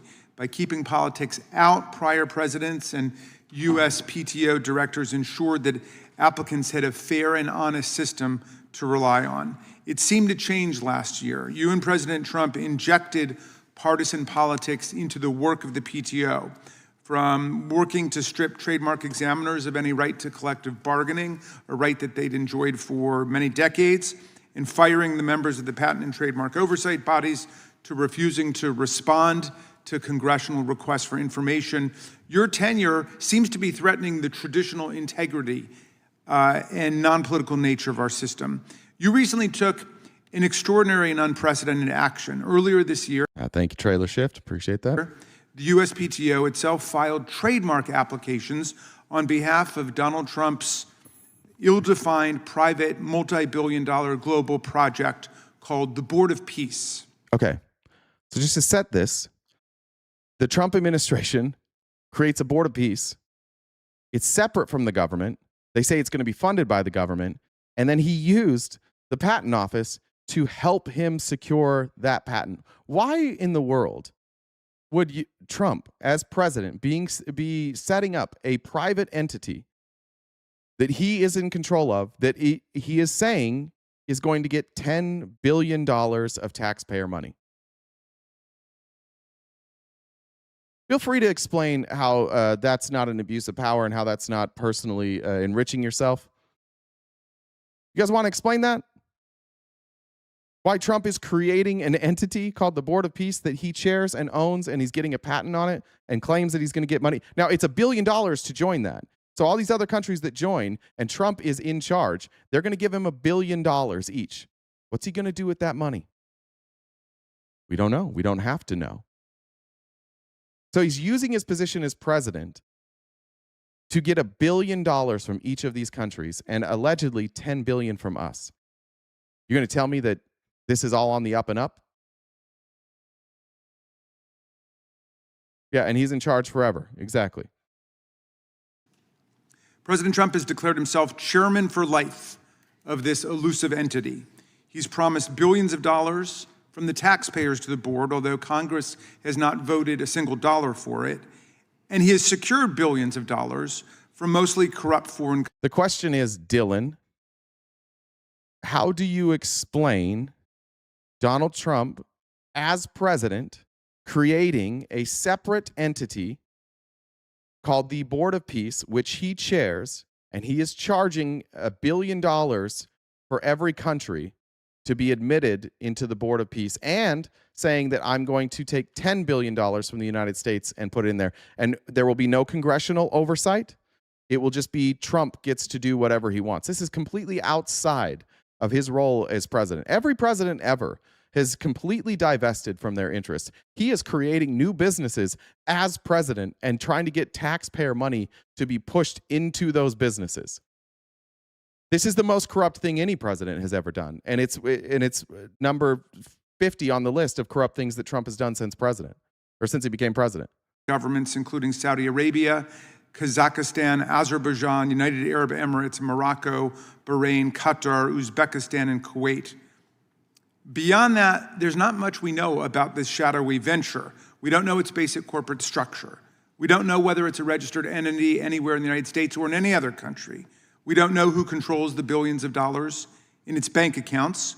We don't know what... Yeah, Darren, wait till he converts that into World Liberty Financial Coin and then picks up the commission on it as well? Yeah, probably. Countries those bank accounts are located in. We don't know who will conduct audits and oversight of... Michelle, are you watching? They're talking about this right now. Donald Trump has announced the Board of Peace. I'm not guessing. You don't know what's going on. Look it up. Just go to Google and say, type in Trump announces Board of Peace. Go look it up. The board, if anyone. And we don't know what the president intends to do with this massive, secret, unaccountable slush fund while he's in office and after he leaves. Yet, when the Board of Peace decided it wanted to secure a trademark for its name and for its logo, a move that should have required it to identify the legal entity that actually runs it and controls its billions of dollars, you stepped in. You personally filed the trademark applications allowing USPTO... Does the government do his personal business? Trump is not only creating his own businesses, he's having government officials do the formation for it. Not what any of us would do. He's just going to have them actually personally submit the application. To stand in as a straw trademark holder to cover up for this slush fund. We need some lemon pound cake. That appears to put both billions of U.S. taxpayer funds and billions in payments from foreign governments into the pocket of the chairman for life, Donald Trump, who will control it. The president set up a board that likely violates both the foreign and the domestic emoluments clauses, and now you're helping to run the operation, as far as we can tell. What's more, I'm not sure that either you or the Trump administration realize what you're confessing by filing a trademark application. You're admitting that the Board of Peace is not a legitimate governmental body, but rather a commercial enterprise set up by President Trump. Our trademark law began in 1879 when the Supreme Court... By the way, just think about, let's just say that this is legitimate, like that the Board of Peace is actually going to be a Board of Peace, and Trump is the chair. This is treason. Donald Trump is creating a private alternative to the UN and NATO. And he's charging admittance. And he's saying, when I leave office, I'm going to run this Board of Peace because we can't trust NATO and the UN. So just trust me. Trump is actively breaking up our alliances as a country, unilaterally, and creating private entities to take the place of the UN and NATO, and he will benefit from it and he will be in charge of it. We're talking about mercenaries now. How is this not treason? Somebody please explain to me how this is not treasonous. He's using his position as president to undermine the validity and the reputation of the United States so that he can personally benefit and retain some sort of power when he leaves office. Nobody has ever done anything like this. They're making a police force. There already is. Eric Prince already has a mercenary system set up in the Middle East and in Africa. It's already there. This is why Eric Prince left the United States. This is why he renounced his citizenship, and I think he's a Saudi Arabian citizen now. Could be wrong on that. Could be UAE. Not sure. It already exists, though. Does anybody have can somebody just explain how it's not treason? How this is in your best interest for Donald Trump to do this? I would love an answer from the Republicans here today. Can you explain to me how this is in your best interest right now? This is not new. It's never happened before. Trailer Schiff, shut the fuck up. Jesus. This is not new. We've always had presidents who create other entities to replace NATO and the UN and get $1 billion. It's literally never happened before. Examine why he's doing it. No, tell me why he's doing it. You don't have it. You don't have answers. We know that you don't have answers. You will suck his dick till the day that he dies. Why is he doing it? To gainer? Let's examine it. Why is he creating a Board of Peace with $1 billion entry fee? What's he doing it for?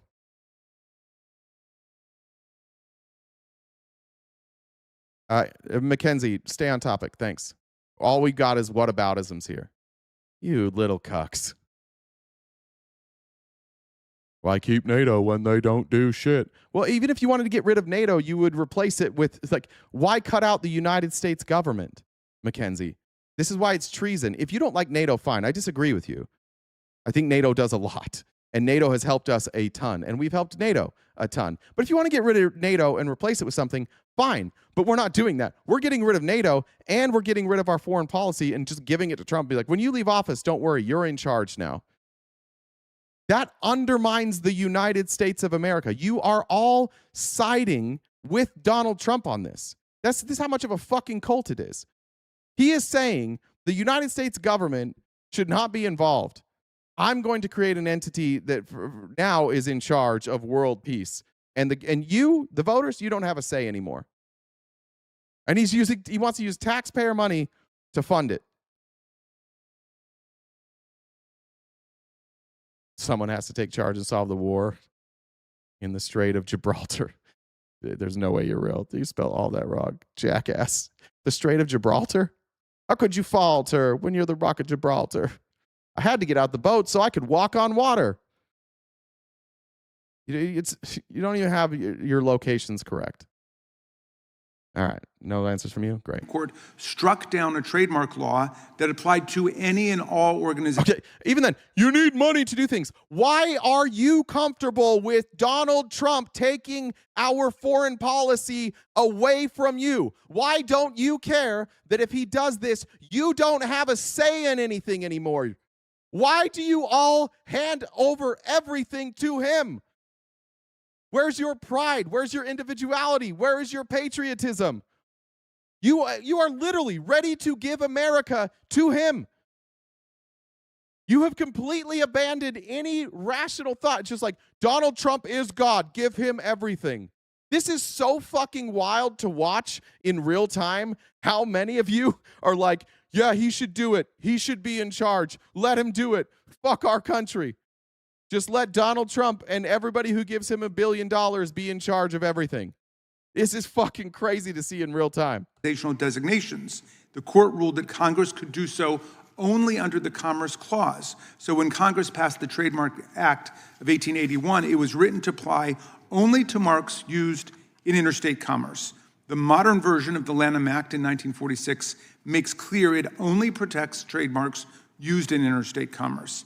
Section 1052B specifically forbids the registration of any insignia of the United States or any state or municipality or any foreign nation or any. Yeah, they only like simple villains and easy answers. God, these are the most, yeah, thank you, Swampy MCG. These are the most intellectually lazy, cucky fucking bitches I've ever seen in my goddamn life.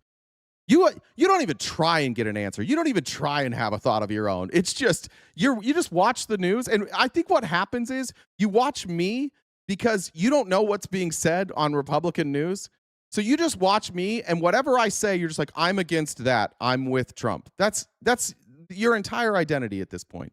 You are the most intellectually incurious motherfuckers I've ever seen in my entire life. I can't believe you're even mad at me. I know sometimes I deserve your guys' anger. I know sometimes when I get mad and you get mad back at me, that makes sense. And sometimes I say things that are pretty insulting and you should be mad at me. But I cannot for the fucking life of me figure out what the fuck you dumb motherfuckers are mad about today. Because what I am saying is the President of the United States has created an entity to bypass our government, our Constitution, our military, our trade or our treaty agreements, our allies, and give it simply to himself so that when he leaves office, he still controls all of that. And you all sit together collectively on one big just stained love seat, openly beating off while Donald Trump fucks our country in the ass. And you're like, yeah, I'll give it to him harder, Donald. Give it to him harder.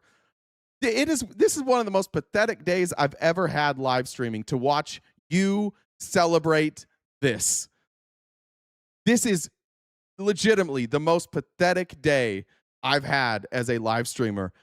This is like the third thing today that I'm like, oh, they'll get it. We should protect kids from sexual abuse on the internet. And you guys are like, actually, we need to protect the social media companies. Now it's like foreign policy should be in the hands of the United States government, because we vote, and we vote for representatives, and we have a representative democracy, and that's how this shit works. So we vote, then they go to Washington and they represent us.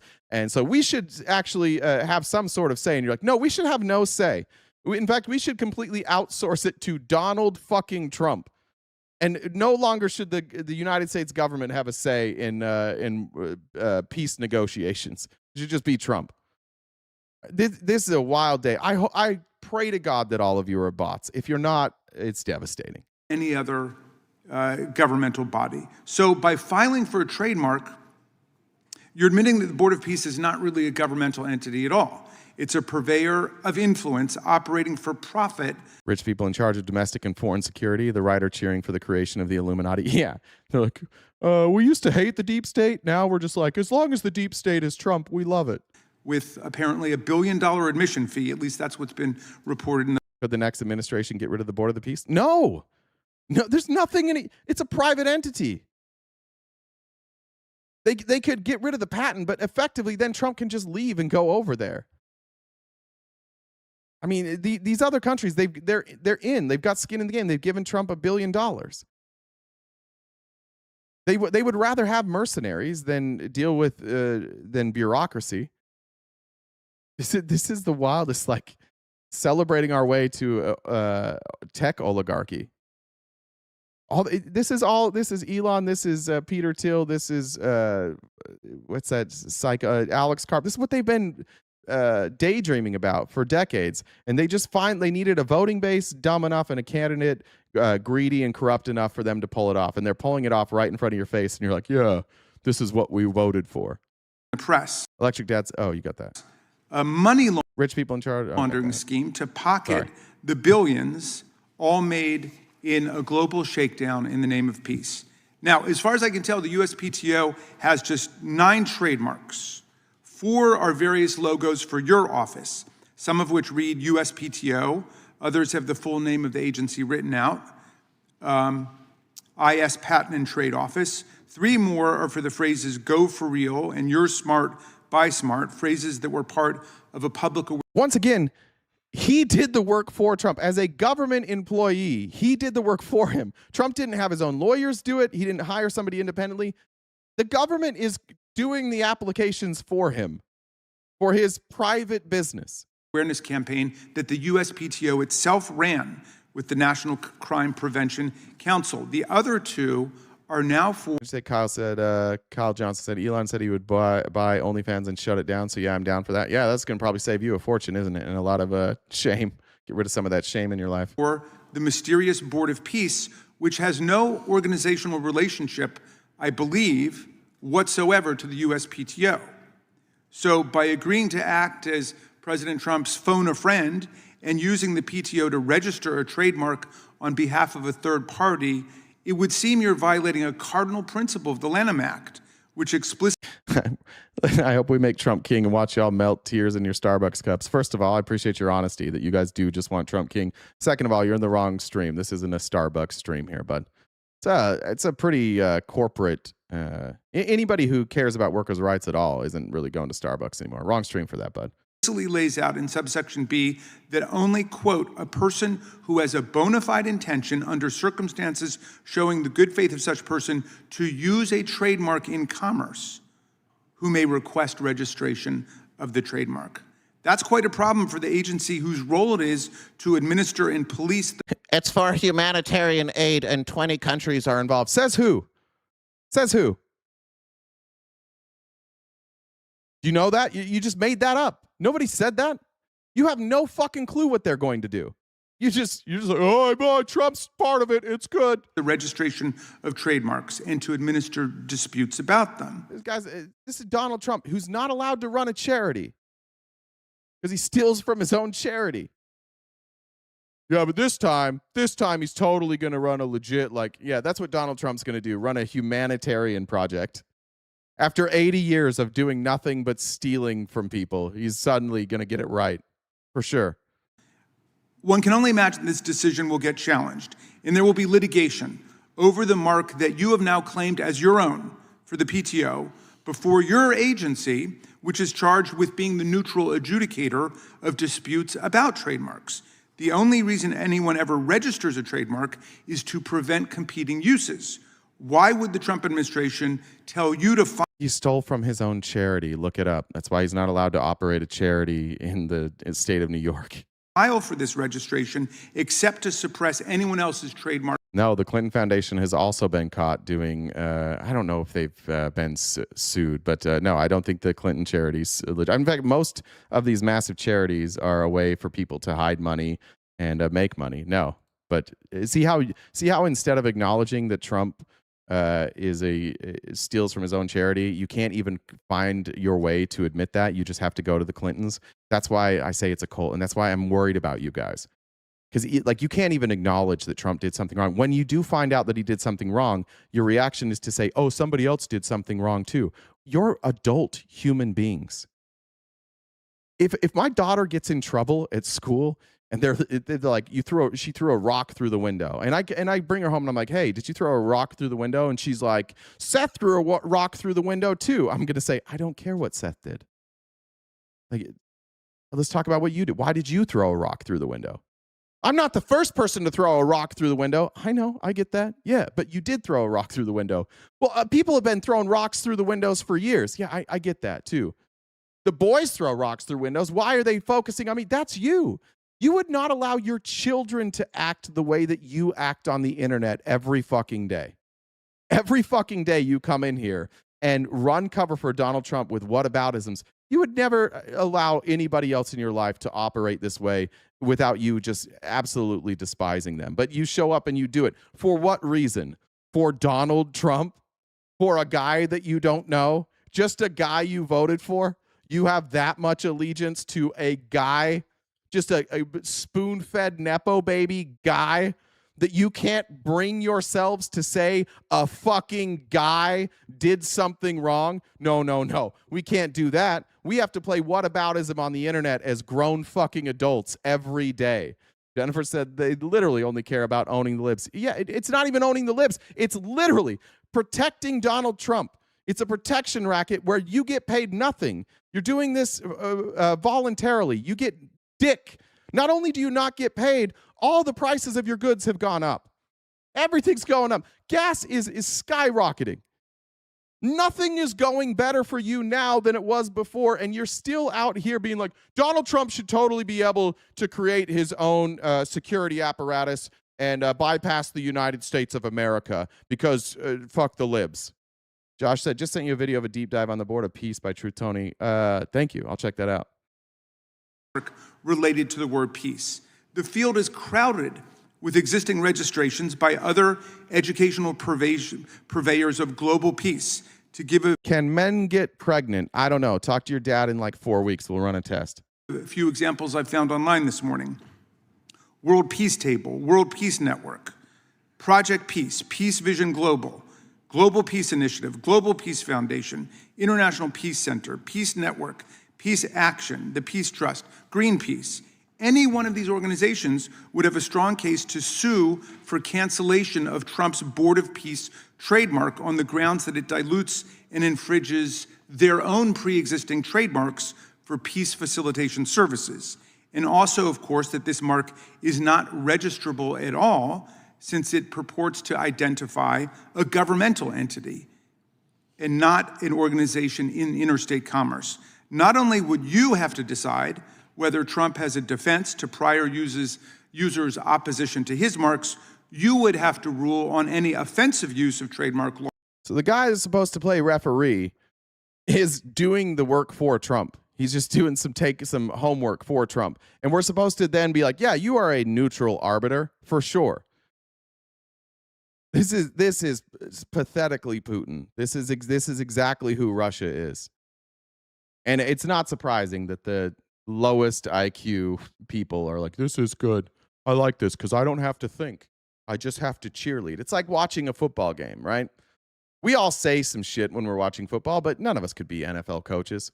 We all think we know something, but we don't. This one's easy. This is like, you guys are the best types of fans too, right? Like, I have a friend who's the worst type of fan. That's a 49ers fan. I won't even watch 49ers games with him. It'll be like the first quarter and they don't get a third down and they have to punt. And he's like, well, it's over. We're never going to win a game ever again. But then like even worse than that is the fan that thinks they can do no wrong. And you guys are that fan. You are Cleveland Brown fans who think that the Cleveland Browns have done everything perfect for the last 50 years. It's just that everybody else cheats. It's just that everybody else is corrupt. And that's how the Cleveland Browns have missed out on the Super Bowl. It's not because of poor leadership. Certainly not. The Cleveland Browns do everything correctly. Eric Crouch was better than Tom Brady, for sure. Baker Mayfield, way better. You know what the real problem with Johnny Manziel was? It's not that they drafted a dude who can barely read and is drunk all the time. The problem is the mainstream media who refuses to leave him be. Trump is Johnny Manziel. Have you ever heard Johnny Manziel talk about his NFL career? Maybe not recently. I haven't heard him recently. You go watch the interviews of Johnny Manziel talking about his NFL career, and he's like, I was a star as a kid at Texas A&M, and nobody, we were this small school, so everybody fucking hated me, and it was us against the world, but they were always covering me, every weekend, Johnny did this, and Johnny did that. And then I get to the NFL, and they're like, Johnny's in Las Vegas, Johnny's in New York. It's like, yeah, motherfucker, because nobody else was doing that. There wasn't another freshman quarterback that was signing autographs for cash and showing up at clubs at 19 years old and paying cash, throwing it around, driving an Escalade. There wasn't another quarterback in the NFL that like didn't read his playbook ever or skip practice to be in Vegas. And he's exactly like Trump. Like, you guys are just obsessed with me. Kind of, because you're a fucking train wreck. Because you do everything wrong. And there are still people out there that are like, I love Johnny Manziel. He was misunderstood. Give the guy a shot. It was the same with like Tebow did the same thing too. Nobody will ever leave Tebow alone. Yeah, because bro, every time this guy gets a spotlight on him, he like makes it about God, and it's weird, and he can't throw a fucking spiral. You guys act like Trump is picked on. He does this shit, and then we cover it, and you're like, you're obsessed. Bro, show me any other president ever who has even, just this part of it, find me any president ever who has used the patent office to create a new business and had the patent office actually do the work for them while they were president. You will never find another example like this ever. What you will do is be like, Obama made money. The Clintons made money. That's not what we're talking about. Nobody's ever done this. By Trump against any of the other groups. Let's say he moves. Tebow is not persecuted. Tebow was criticized. Well, we're not doing that. And it's not because he's Christian. It's because he wasn't that good. And he gave credit to God all the time. And that kind of annoyed a lot of people because he played for the Broncos. And you know the reason the Broncos kept winning games? Because their defense was fucking awesome. Not because God guided a lame, like a wounded duck into Demaryius Thomas's arms and he ran for a touchdown. God didn't do that. It was the defense that held the other team to 14 fucking points. No, I agree with you. I'm with you. I know you're on our side. But like that is it's the same. Right? Like that's why people didn't like Tebow. It's why people don't like Trump either. You just don't live in reality. You just pretend that this stuff isn't happening. We can all see it. The whole world sees it. And you just like, I'm going to show up today in a different reality and tell you all that you don't live in reality. To attack Greenpeace for infringement of his commercial trademark or opposes registration of any new Did Demaryius Thomas die? I didn't know that. Organization that uses peace in its name. Who would adjudicate this? You would. Your office. You're both the owner and you're the judge of any rights that you have as an owner against anyone who wants to identify their organization with the word peace. This is not You're starting a fuck Dylan train, Jen Star. Thank you. I doubt it's that type of train for you, Dylan. Sorry. Axe said right behind you, Jen Star. Fuck Dylan. Thanks, RTP, Jen, and mods. Not just a disreputable use of the trademark registration process. It's the first step in giving Donald Trump and his subordinates a monopoly on use of the word peace to make the very notion of peace unthinkable if it departs from control of the new big brother who now owns. That's a good point, Emily. It's gross that Trump refuses to pay TSA workers, so they're working without pay and paying ICE to just stand around. It's very insulting to the TSA. If President Trump can't win the Nobel Peace Prize he craves because he plunged us into an aggressive war of choice in the Middle East, now he'll just own the word peace instead. Perfect. I wrote to you last week, Director Squires, asking about this elusive entity, an unprecedented, baffling situation. If there's a reasonable explanation for the USPTO's conduct here, we'd like to hear it today. Because if you simply filed on behalf of the Board of Peace as a favor to the president, then that's a serious problem. A decision like that doesn't just drag the USPTO into covering up for a slush fund that may violate both the foreign and domestic emoluments clauses. It's bad for the integrity of our trademark laws. When people lose faith in the fairness and objectivity. Trump is refusing to pay TSA, according to Republicans and Democrats. They've all blamed Donald Trump for TSA not being funded. The Republicans in the Senate sat down with the Democrats in the Senate. They came up with a plan that would work, that they would fund everything except for ICE, and then the Republicans would be able to fund ICE, not needing the 60 votes. They just have to do that down the road. And Trump said, no, you can't do that. And so now we don't have it. Of our system, it begins to fall apart. So I'm not just troubled that you may be violating the basic trademark rules. I'm troubled that in violating the rules to help Donald Trump, you may be acting as a political operative in a way that will destroy our neutral system for regulating source-identifying trademark rights. The trademark system is designed to protect everyone. If applicants think that the rules change for the wealthy and the politically well-connected, they're much like... Well, they obviously do change.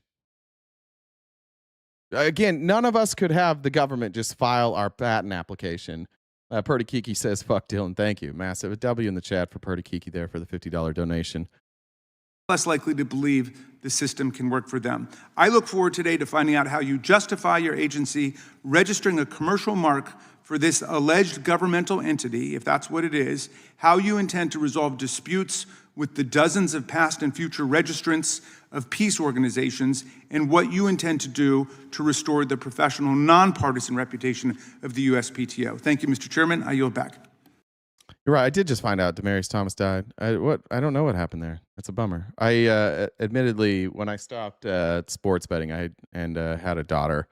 I don't watch near as much NFL as I used to. Sundays is kind of like my only day off, and so generally speaking, on Sunday I don't want to spend it all day sitting inside watching football. Lee said, "Thanks for all your hard work." Thank you. Amber said, "Trump wouldn't even be here if his grandfather wouldn't have been deported. He came here to avoid military service, went back, but they put in deportation order. Trump's grandpa wrote a letter begging not to be deported, saying it was cruel to families to be forced out." I was unaware of that. Amber always has her shit together, though, so I'm guessing that's true. Tanya said, "Happy hump day." Thank you, Tanya. Hopefully you guys get a lot of humping in today. Except for you Republicans. Don't breed with each other, please. We need less of you repopulating. All right. Moving on here. This is pretty wild. I mean, I want to talk about a little bit of Epstein stuff. We haven't got them. There's about a 30-minute segment that Ari Melber did on MSNBC. This is part of it, and I'm going to go over what he covered from the article because he's citing a Miami Herald article. But this was something new that I was unaware of. I don't know if you're aware of this, but if you remember Jean-Luc Brunel, who is dead now, Jean-Luc Brunel apparently was willing to work with the government, and apparently the Trump DOJ said nah. And this is an FBI file that says one of Epstein's, it says what appears to say BFs, best friends perhaps, Jean-Luc Brunel has, quote, helped get girls. He is wanting to cooperate. And it goes on to discuss a plan for that and that he's hired a lawyer and how that would work. And so these are notes that date all the way back to a period where Brunel was believed to have considered. Now, if you don't know who Jean-Luc Brunel is, he was a French model scout. He got famous by owning a modeling agency called Karen Models. And then he founded MC2 Models, which was funded by Jeffrey Epstein. So this is somebody who can link the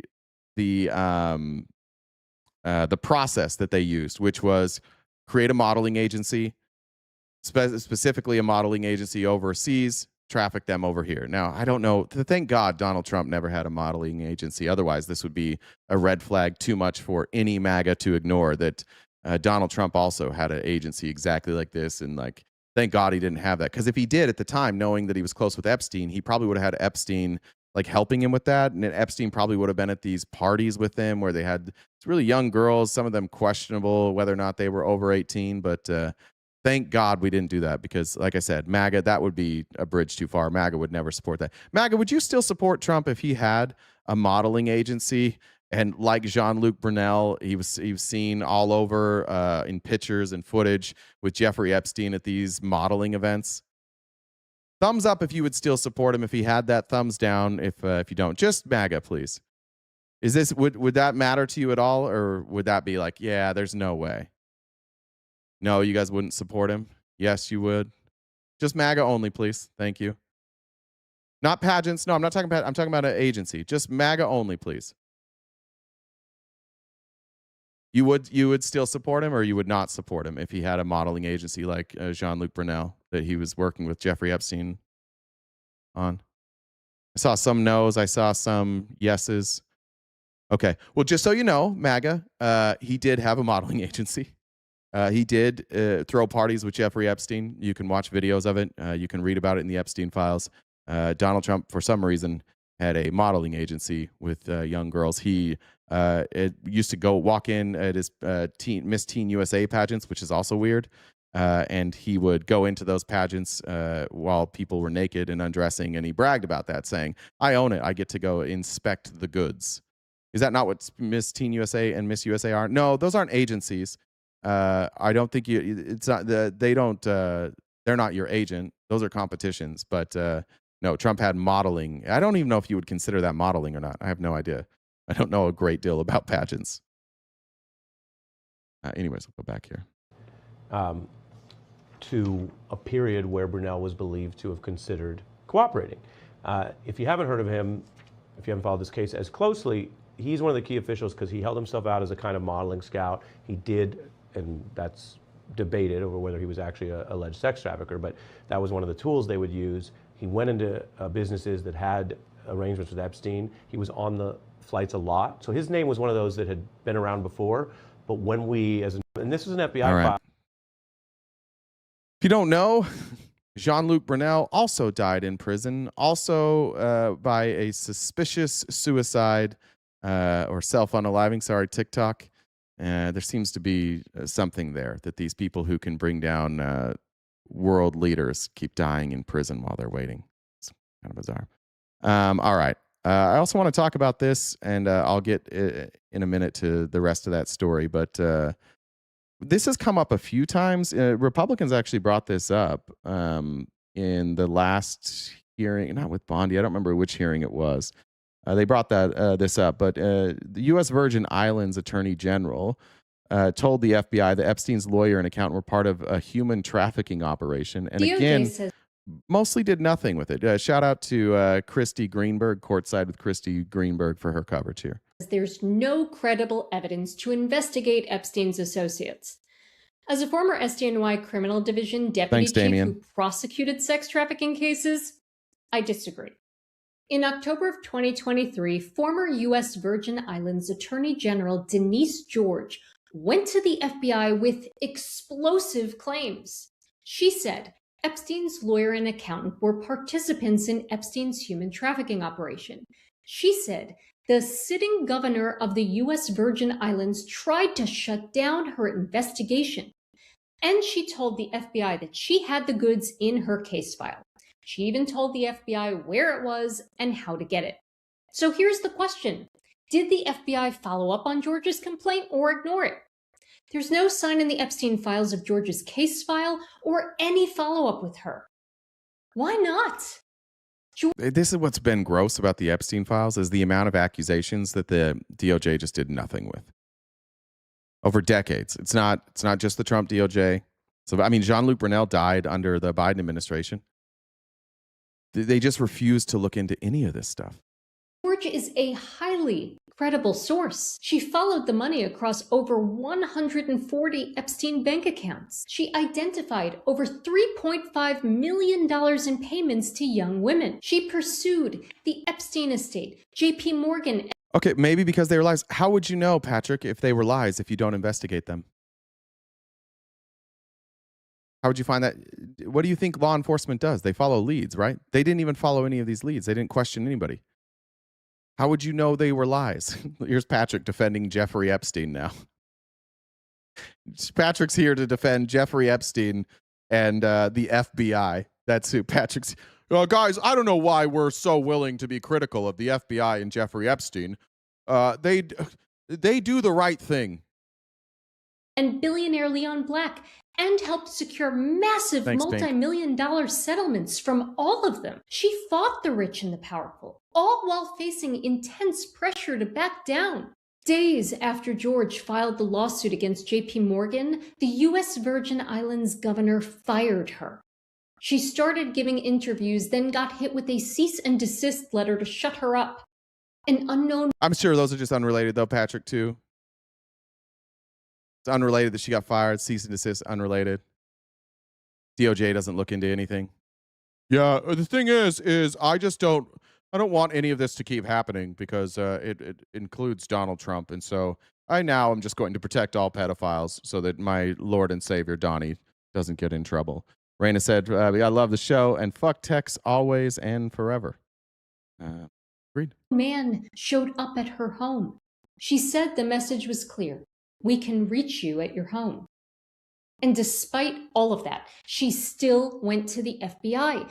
That's how strongly she felt that the FBI should open a criminal investigation based on what she had uncovered. She named names. She gave FBI a roadmap in her interview. She told them where to find the evidence in her case file. Did DOJ ever investigate George's bombshell claims? Did they get her case file? If they didn't, why not? And if they did, why isn't it in the Epstein files? The evidence exists. George told the FBI about it. DOJ leaders' refusal to investigate any of the Epstein associates is a choice, and it is the wrong one. The Epstein survivors deserve better. Yeah. This is like the fifth or sixth thing today that I just feel like in any other circumstance, everybody would be on the same team. I cannot figure out, some of you guys, how you're on the wrong side of this. It's like, we need to protect Epstein. All right, this is what Ari Melber covered, but this is from Julie Brown and Claire Healy. If you know anything about Julie Brown was a hero to everybody until now that Trump's in office and they're covering up the Epstein files. Now Republicans don't like Julie Brown, but she's been the one that refused. She's a reporter from Palm Beach for the Miami Herald, and she has refused to let any of this stuff go. And most of the reason we have any pressure is because of journalism from Julie Brown. This exclusive from the Miami Herald. Oh, Jesus. Hold on. Forgot. Gives you one free read, and then you gotta, let me get around this real quick.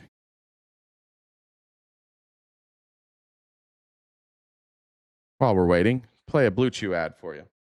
I'm tired of you making us look like whiny little bitches. I'm tired of it. I would like if people looked at America and said, hey, these people are skeptical of their government. We try and be like, hey, we're not just lining up to suck the dick. I've been stretching my mouth. I've been preparing for this. Was it Kash Patel? Put it in there. Pete Hegseth? Put it in there. Donald Trump? Put it in there. Blue Chew. Give me all the dicks. Get your Blue Chew. Keep that dick nice and hard, okay? And you won't be so angry. All right. Let me see if I can get one of these. No, I'm trying to bypass the paywall here. Weird. I bet somebody repurposed it. Give me 1 second. I should have known this was going to happen. Whoops.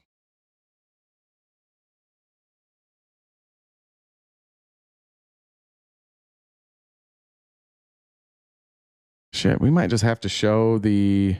There are many different... Yeah, we're just going to have to show it. Sorry. I didn't want to use Ari Melber's journalism, but... You're going to send me the the thing is that I had it highlighted, the stuff I wanted to read. I don't want to read the whole thing, so we're just going to use Ari Melber because it won't let me get around it. Here we go. Stories about Jeffrey Epstein and the government response to his case, but this one is a real doozy. The Miami Herald's Julie Brown, who you might have seen on this program, has an absolute bombshell about how the Epstein files show there were an unusual number of bags of shredded documents removed from Epstein's jail just days after his death. That alone is suspicious.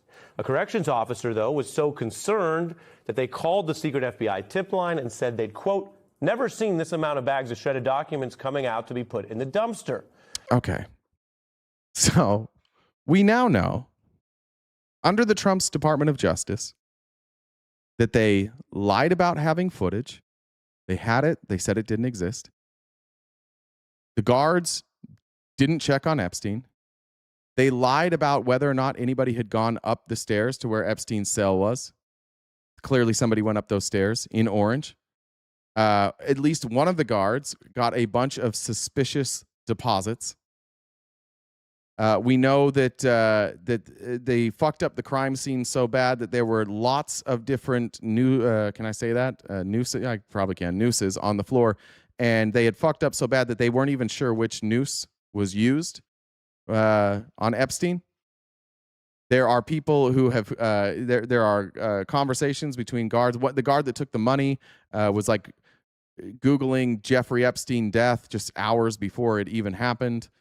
We know that Bill Barr came out early and said that they didn't have any of this evidence that they now have. Once we found out that there was video, they're like, oh, there's this 3-minute segment that's missing, and now we have that 3-minute segment. And in that 3-minute segment, I believe, you fact check me on this one, please, but I believe that's where we got the orange jumpsuit. And then they're like, oh, it turns out we do have that 3-minute segment. We know that they went in immediately after and changed out the entire system, which would delete the DVR. And then we know that they did virtually nothing ever since then. And now we are having a whistleblower from the prison saying that bags of shredded documents after Epstein's death were mysteriously and quickly being thrown in the trash. The corrections officer called the National Threat Operations Center and said he'd never seen this amount of bags of shredded documents coming out to be put in the dumpster. The officer was concerned about the after-action group that came in to look into the death. Just to tell you how this works, usually investigative teams do not immediately shred documents and evidence, they collect evidence. No, not because the case is closed. This is the Trump DOJ that covered this up. We're not moving on, DFF. I know that this is tough for you. I know it's really hard for you guys to realize that Trump's Department of Justice covered this up.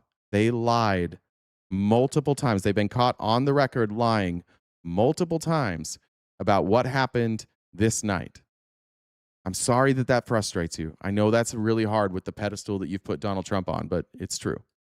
The FBI records state that the caller found it, quote, suspicious that an after-action team charged with investigating would be shredding huge amounts of paperwork. That is an understatement. A corrections officer later wrote a memo to the FBI saying, "You see this thing up here? When you're claiming MS Now's liars, this is the Miami Herald. They're reading somebody else's reporting. If you want to go debunk Julie Brown's reporting, go ahead. Might want to investigate why those employees are destroying records. And jails sometimes use inmates for certain physical tasks. The Herald reporting an inmate at the jail was told to take bags of shredded material to the rear gate, throw them in a dumpster. The inmate said, reportedly, quote, they're shredding everything. On top of that, the files show that there were whistleblower accounts, a letter to a judge, and U.S. attorneys, freezing or what's going on here? Who also viewed this as suspicious at the very least, a potential crime or obstruction at most. Molly and Maya are back with us. That's a good question, Dems for Israel. Why didn't Obama investigate it? Probably because this all happened while Trump was president, and Trump was president after Obama. That's probably why. When you hear that the feds and investigators are the ones doing the shredding, what does that tell you? Something ain't right. That's my formal legal opinion on the matter. Now, this is really how can I say it? An astounding story. Astounding to have investigators actually. First of all, anytime you're shredding a document in law enforcement, you're supposed to be doing it pursuant to a document policy. You have a retention policy about what you keep, how long you keep it, how it's stored. So the mere fact that there's just this like massive amount of shredding happening in and of itself is odd, because it's obviously not happening in the regular course of just a document retention policy. That you have, that you're... Just be clear, if you don't think Trump's involved in this, fine. But you need to also then demand that we be investigating Bill Barr. It is possible. It is within the realm of possibility that Trump had nothing to do with this. I'm happy to say that. The accusations here are not against Donald Trump. The accusations here are about the Department of Justice and Bill Barr. So for those of you who are trying to sort this out and figure out how to not blame Trump, there is a way for you to demand an investigation into this and also not blame Trump. You can still keep your allegiance to him. But that's why it's a little bit alarming on this end, is because it seems like you don't want to look into anything that might confirm something that you're a little bit afraid of. And so you don't even want the investigation. Like, why are we shredding these papers? Why would investigators be shredding paperwork just hours, days after Epstein died? Why? What? In what investigation would you start shredding paperwork? You guys aren't the least bit curious about that? Handing them over to inmates to take out the to the trash, and even the inmates going, this isn't normal. I mean, I don't even know what to say then. This stinks to high heaven. And Molly, we've covered the jail part of this. Even if there's not documented foul play regarding Epstein's death, which is something that Congress now thinks is a valid question to investigate, we already know there were You're not wrong, Nicholas. You are not wrong there. 2 corrections officers who were indicted and the charges later dropped. There were questions about malfeasance and hiding whether rules were broken. Again, even without foul play, you had a high-profile detainee, you failed to do the checks, there was video failure, there were other questions about financial All right, we'll get into that. That didn't have as much stuff as I wanted. I'll get the article tomorrow and I'll re-highlight it. There's a lot of stuff missing there, but I can't remember it all off the top of my head, so we'll get there tomorrow. Let's move on here. This is actually fucking crazy. I did not know this. Now, you may remember seeing this video. The Department of War put out this video sometime. I think it was last year. It might have been early this year. This is one of their super cool propaganda videos. I'm going to turn it down because you don't really need the music there. And it shows this raid that they had, or this bombing that they had. And what they said this was a cartel's like drug manufacturing spot. And they put this out. We got them. Don't call it the Department of War. Did I say Department of War? Fuck. I always want to say Department of Defense. I did it. I'm sorry. So this was super cool, showing the might of our military, right? Do you guys remember seeing that? That was in Ecuador.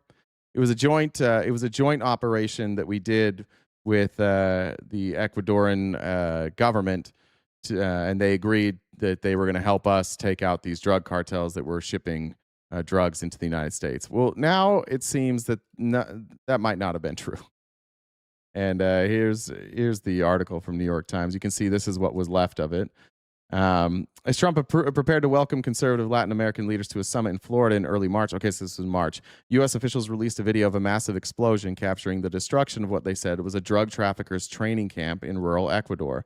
The video was meant to show that the U.S. military, which for months has bombed boats it says are carrying drugs from South America, was now bombing narco-terrorists on land. But a New York Times investigation raises questions about the operation that both the United States and Ecuador spotlighted as part of a new military alliance targeting drug traffickers. The military strike appears to have destroyed a cattle and dairy farm, not a drug trafficking compound, according to interviews with the farm's owner, 4 of its workers, human rights lawyers, and residents and leaders in the city of San Martin, or the town of San Martin, the remote farming village in northern Ecuador where the strike took place. And though the Pentagon said at the time it had executed targeted action against the side of Ecuador's request, U.S. troops had no direct involvement in the strike shown in the video. They put that out there like, we did it. We didn't. According to 4 people with knowledge of the operation, 3 of whom spoke on the condition of anonymity to discuss a sensitive matter, in San Martin, which the Times visited over 2 days this month, residents told a different story about the bombardment and the actions by Ecuador's military in the days leading up to the strike. Workers on the farm told the Times that Ecuadorian soldiers arrived by helicopter on March 3rd, doused several shelters and sheds with gasoline, and ignited them after interrogating workers and beating 4 of them with the butts of their guns. 3 of the workers, who requested anonymity for fear of retaliation by the government, said the soldiers later choked and subjected them to electrical shocks before letting them go. Village residents said Ecuadorian helicopters returned to the farm 3 days later on March 6th and appeared to drop explosives on the farm's smoldering remains. It was at that point, they said, that Ecuadorian soldiers recorded the footage that U.S. and Ecuadorian officials said captured the bombing of a trafficker's compound. The Ecuadorian military said in a news release that the property was used by an armed group to hide weapons and as a place for drug traffickers to sleep and train. The farm's owner and local residents deny the claims. Residents said the strike was part of a broader multi-day operation by Ecuadorian soldiers who burned 2 nearby abandoned homes earlier in the week. Abandoned homes. Then bombed one of them by plane. The Times visited San Martin a few days later in March and sought to corroborate residents' accounts with photos and videos of the military operation and its aftermath. Ecuador does not produce cocoa, but its top exporter, yada, yada, yada.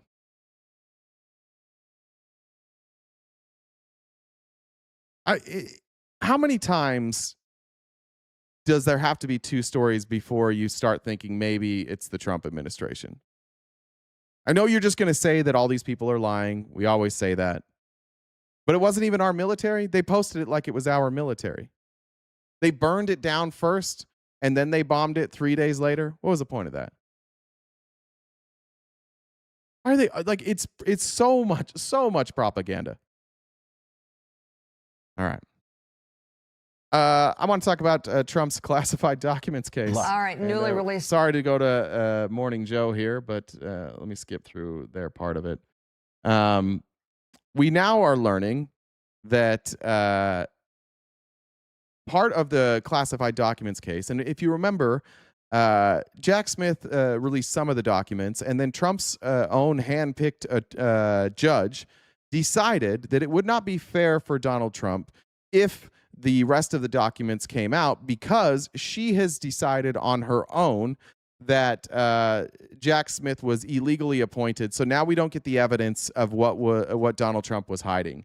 But we have new reporting here from Carol Lenning and Jacqueline Alamany that some of these documents we now know showed that it's possible Donald Trump was trying to use them for future business. Now, that would seem strange if Donald Trump didn't just create a board of peace.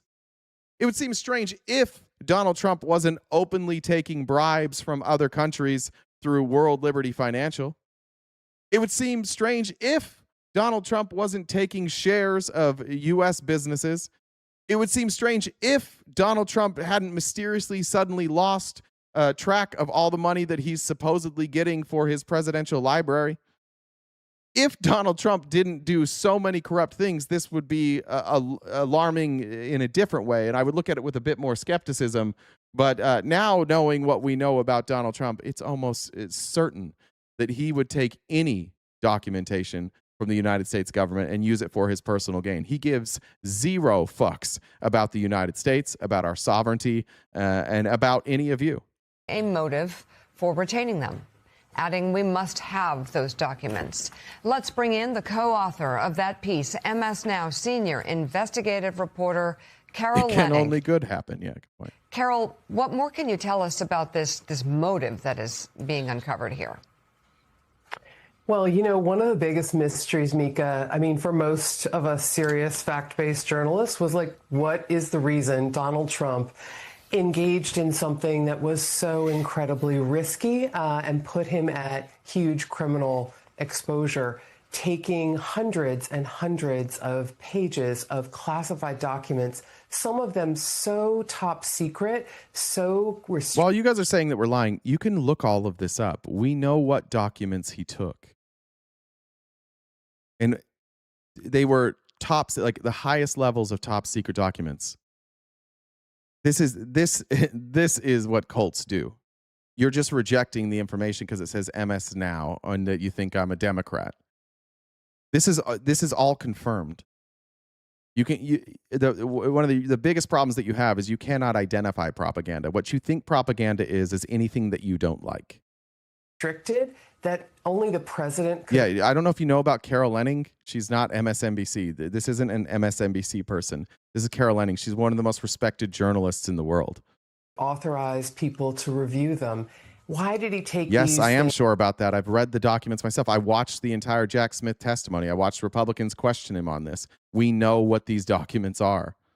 Things from the White Let me go back House a in little bit. January to review them. Why did he take these things from the White House? What do you think these are? What do you think these top secret SCI forms are here? Think this is fake? These are taken at Mar-a-Lago. You think this is fake? Yeah, if it makes Trump look bad, it's fake. In January 2021, as he left office and Biden assumed control of the presidency. And now we know from this January 2023 memo that appears to have been accidentally released by the Department of Justice under Donald Trump. Now we know this memo shows Jack Smith's team was working with the FBI, reviewing this as a possible motive and finding that he, Donald Trump, kept all these documents that... No, we're not getting our information from the MSM. Do you see these pictures right here? You can view these all. These are government documents. You guys are honestly I don't know how you live your life. How do you figure something out in your life? How do you ever figure out fucking anything? Honest to God, is that your life? You just wait until somebody that you trust tells you something that you like and you believe it? How do you not know this stuff? Where do you think this all comes from? It's crazy. He, Donald Trump, kept all these documents that pertained to his global business interests. Now, I wish I could tell you, Mika, I really do, and Joe, that I know which business interests those documents sort of shed some light on or helped Donald Trump. But, you know, we've known for a long time that Donald Trump is laser focused on his business, said he basically separated himself from it in his first presidency, but never really did. And now we have evidence that Jack Smith believed this was a very possible motive for Donald Trump in putting himself in the crosshairs of a criminal prosecution. And again, like, why would you not believe this? Why would this be even outside the realm? Donald Trump has created a currency to compete with the dollar. And he uses that currency to take money from foreign entities. They give him billions of dollars. He takes his cut from that, and then he gives them either defense contracts or defense spending, or he gives them access to chips. Why would any of you doubt any of this at this point? He's made like $4 billion as president in bribes. I don't know what I don't even know what to say to any of you at this point. I don't know how you are alive. I don't understand how your brains function, or I guess they don't. How do you miss any of this? The first time in American history a president is openly taking bribes that are not in question. Everybody knows that he's taking bribes, and you don't question it. You'll just say that it's not true. And, you know, Carol, the other thing these documents remind us of is just how extensive and serious the smuggling of Go back and watch my previous shows. Prove it. You can look it up yourself. Go look at World Liberty Financial. Type in World Liberty Financial bribes, and then go read and come back to us. We're not going to do all your homework for you. Documents to Mar-a-Lago was Congressman Raskin writing this letter to the Attorney General that some of these documents are so sensitive, only 6 people in the United States government had access to them. And the idea that since then this story has been an attempt anyway to be whitewashed by President Trump and his administration, saying that there was an FBI raid while the FBI executing a legal search warrant after months and months and months of the National Archives asking politely to have these classified documents back. It just shines another light on how serious this story is. Totally will. And, you know, another wrinkle to that I'll emphasize, the FBI postponed and resisted and waited on that raid, that like 4 times. Let's get the rest of that story. The NARA asked for the documents back. Trump said, I don't have any documents. NARA then said, we know that you have the documents. We checked them out. We need those documents back. And Trump said, I don't have any documents. And NARA said, please give us those documents back. And Trump said, I don't have any documents. So NARA, because they're not a law enforcement agency, but those records belong to NARA because they belong to each of us. They don't belong to Trump. So when this is another instance of you guys selling out America to defend Trump. The reason we have the National Archives is because these documents from our politicians belong to us, the American people, and we get to keep them. The president has no right to keep them. There's like a certain amount of time, I don't remember the time that's allotted, that they can keep them while they sort through and figure shit out. But at any point, if NARA asks for those documents back, the president's required to give them.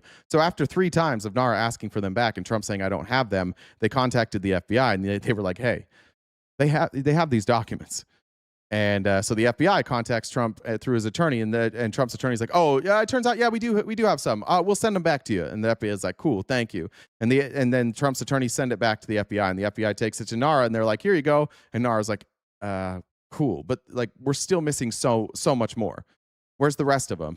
So the FBI goes to Trump's attorney again. It's like, hey, NARA's telling us that these are not all the documents. Where are the rest of them? They're like, fuck, we found some. Here they are. Send some back. Go to NARA again. NARA's like, these are not all the documents. We've given them a list of all the documents. They have all the documents. Now, remember, at this point now, Trump has given back documents twice, but he started by saying, I don't have documents. He was going out on TV saying, I don't have any classified documents. They're lying. This is a witch hunt. So he gets caught lying twice. None of you care. 3 times. Now the third time comes with the FBI. And the FBI says, give us everything. And they're like, cool. And they send it. And NARA's like, that's not everything. And the FBI reaches out and they're like, no, it is everything. Unfortunately for Trump, there were people that worked at Mar-a-Lago that were willing to rat on him. And so there was an employee inside of Mar-a-Lago who took pictures of the documents and said, yeah, they're still here. So then the FBI got a search warrant and they raided and they found those documents. So Trump lied, by my count, 6 different times to you, to me, to the American people, to the FBI about having those classified documents. Turns out he had them the entire time. He lied to you the whole time. And you come out of this going, yeah, like I'm with Trump on this. I'm with Trump. Fuck all of us. That's the story that happened. The story they tell you is, it's not fair. Joe Biden had classified documents. Yeah, he did. And you know what he did? He called NARA and he said, will you please come look through all of my documents and take whatever I'm not allowed to have? And Mike Pence called them and said, will you please come look through all of my documents and take whatever it is that I'm not supposed to have? And they did, and they took anything that they had that they weren't supposed to have. Some of those things were not classified when they took them, but became classified after. Some of them were classified when they took them. Again, Trump would not be in any trouble had he just had classified documents and gave them back. He was charged with the crime of willful retention of these documents and lying to the FBI. It is not willful if you call and say, come get these. So even your whataboutisms, when you talk about any other presidents who had them, they didn't obstruct anything. Trump obstructed multiple times, and you're still here going, it's the same. It's the same that he's doing that everybody else is doing. No. Court approved unannounced search of Mar-a-Lago in August of 2022. They waited for months. Also, Trump supporters, you don't get to come say we're rehashing things from 4 years ago when this motherfucker's investigating the 2020 election. You don't get to have that. If we're going to rehash the 2020 election, certainly we can rehash a documents case that Trump's own judge strung along long enough for him to not have to be charged with it.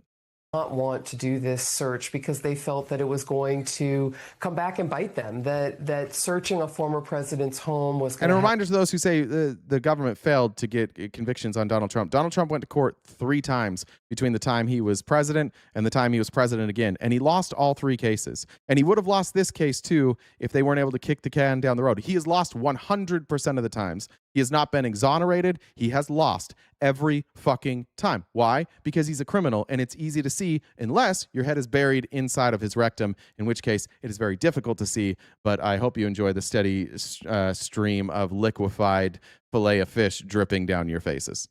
Bad optics, quote unquote, according to some of the FBI supervisors. But they were ultimately Joseph says, speak that truth, brother. We need more like you. Thank you. And also, I like the channel. Glad I stumbled across you. Yeah, welcome. By the FBI director, Chris Wray, and the deputies because they had a witness inside Trump's Mar-a-Lago office who had pictures of multiple boxes of records. So they knew that they knew very certainly that Trump had not complied with a federal subpoena to return those classified records. Again, raising the question, why in the world would Donald Trump both take and then lie about having these records? Now we know, at least, that Jack Smith thought a business interest was at the heart of this. All right, the new reporting is online at ms.now. MS Now senior investigative reporter Carol Leonnig, thank you so much for coming on the show this morning. And all right, there we go. How many more crimes do we need to show you? Unlimited, it won't matter, will it? All right. One thing well, I'll skip that. I want to talk about Cuba a little bit. We may not get to Iran today. We got about 50 minutes left.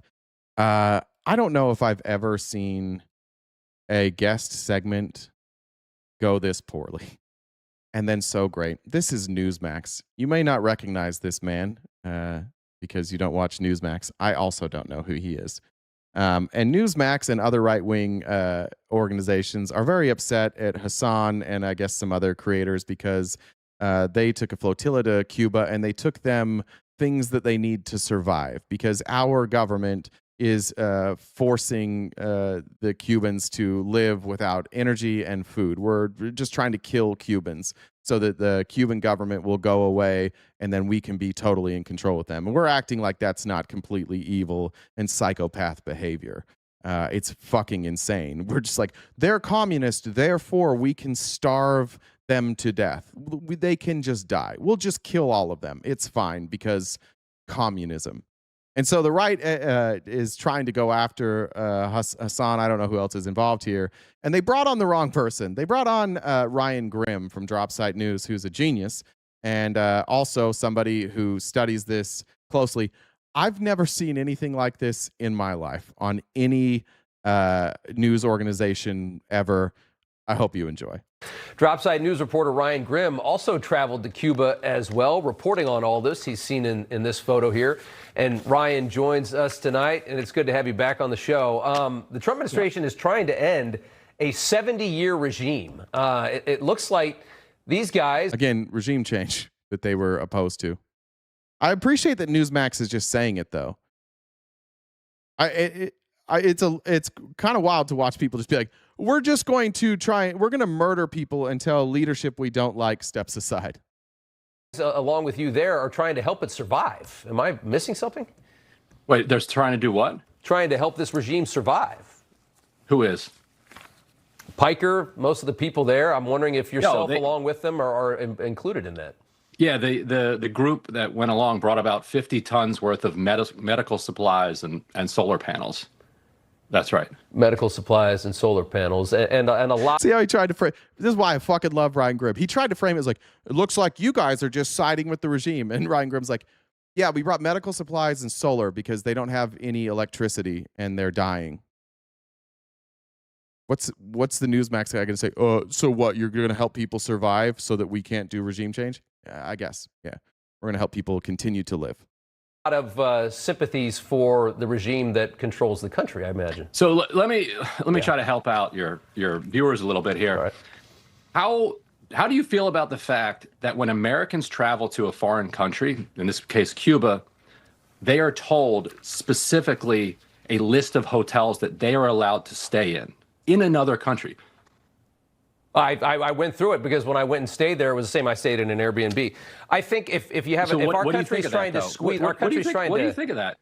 I think our country's trying to end a regime that's been torturing people for a very long time, and they don't want to fund it. Well, they don't all right, let's just say that framing is accurate. I'm the first to say, like, the history of Cuba and the history of their leadership, I'm not super well versed on. I oppose regime change regardless. However, if what you want to do is remove a regime because they've been hurting their own people, then hurting their people is no different than what they're doing. So how's this effective? Like, we're going to cause people to die. We're going to starve them. We're not going to give them electricity. We're not going to give them access to medicine. We're going to put embargoes on them, and anybody who brings anything to them, we are going to sanction with tariffs.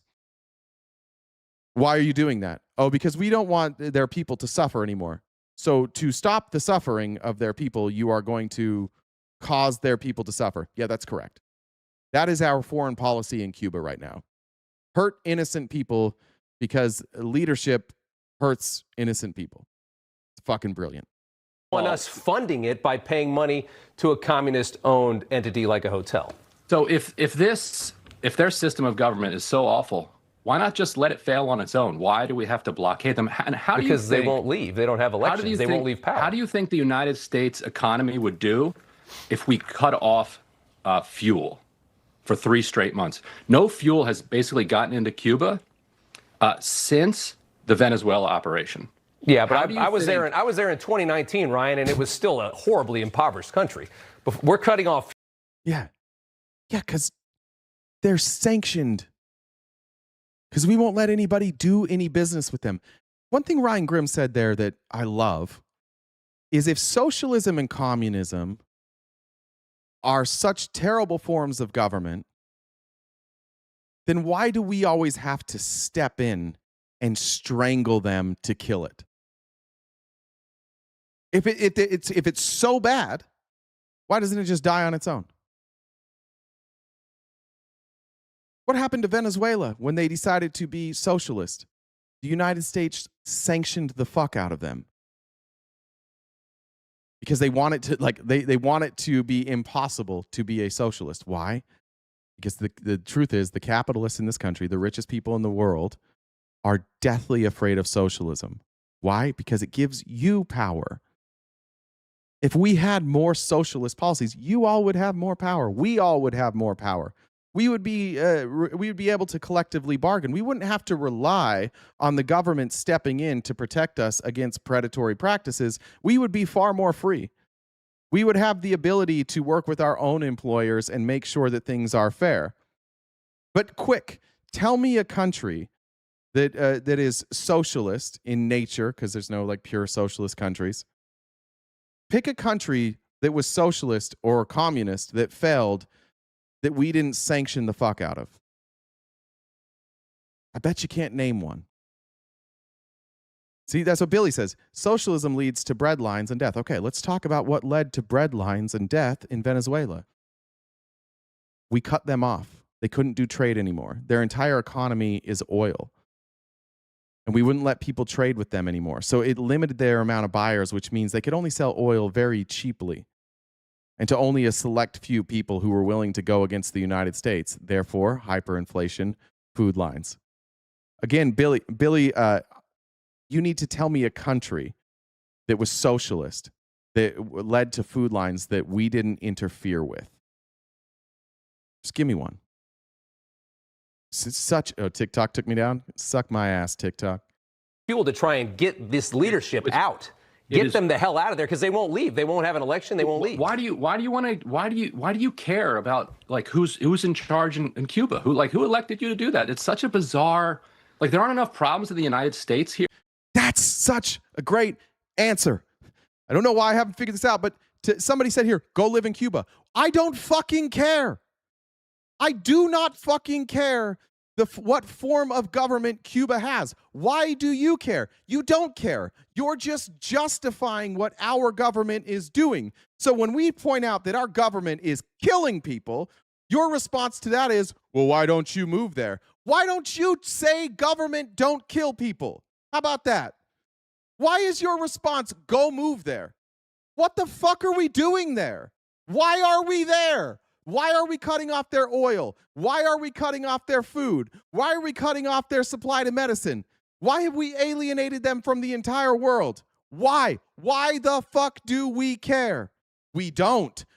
The rich people care, and they get you to defend them. Yeah, socialism is bad. We're going to kill them.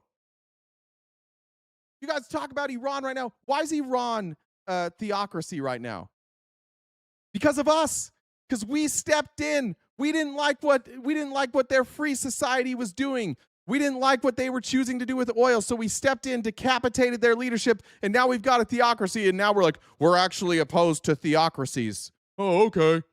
Can we just leave people alone? Can we ever get a president in this country or an administration who's like, hey, we're just going to focus on America? What the fuck happened to America first? What about decimating Cuba and Venezuela and Iran is America first?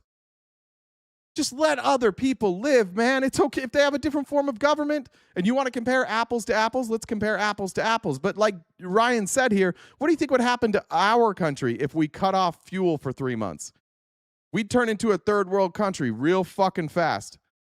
For you to worry about? Like, that's another side of it. Really, like I can't even get my mind to a place where I would think it's my call.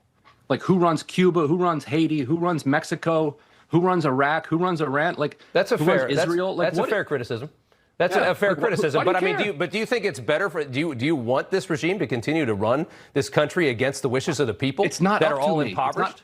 It's not up to me. I live Okay. in Washington D.C. I vote in Washington D.C. elections, and I vote in federal elections. Where do you live? Julian said Obama had his faults, but the steps he made with Cuba and Iran kind of miss him. Yeah, diplomacy. Diplomacy is the actual answer here. But for whatever reason, these conservative Christians never want diplomacy. They just want to bomb the fuck out of people. You live in that's fair. But where do you live? I live in New York. And it's not. Why should you vote? Why should you like? What do you have to do with Cuba? Well, I think the prosperity of that country that's only 90 miles away from our border can't be a bad thing. And I'm just saying, Right, what I'm asking you is, then why not let them import oil? It's fine. It's not America first. Let's put it there. But Why do you does it- think why that does that it bother regime should be you? running the country? Why does it bother Look at this host start to change his opinion. Fine, it's not America first. Uh-oh. There's the first little crack. you if Mexico sells oil to Cuba? You live in New York. In what world is it a New Yorker's responsibility to stop Mexico from selling oil to Cuba? That's okay. Fair criticism right there. My question to you is, why do you care? Why did you travel there? Why did you? If you don't. Uh-oh. Fair criticism. Why do we care? He doesn't know. He's like all of you. You also don't know. You just are afraid of the word communist. Because communism and China and Russia. Oh, wait. No, we like Russia now. China. Because China helps Cuba. Yeah. China is kind of the good guy here. China's like, tell the United States to go fuck themselves. Like, we'll do trade with you. We don't care. We don't give a fuck if you're communist. We'll trade with you.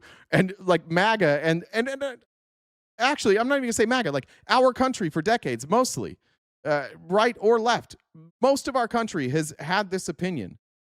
Like, fuck Cuba because China bad. Okay, what's Cuba doing? What are we so afraid of? You think Cuba's gonna start a war with us? Think China's going to start a war with it? China doesn't want to go to war. Nobody wants to go to war with us. We're crazy. We have all the weapons in the world. Nobody wants to go to war with us.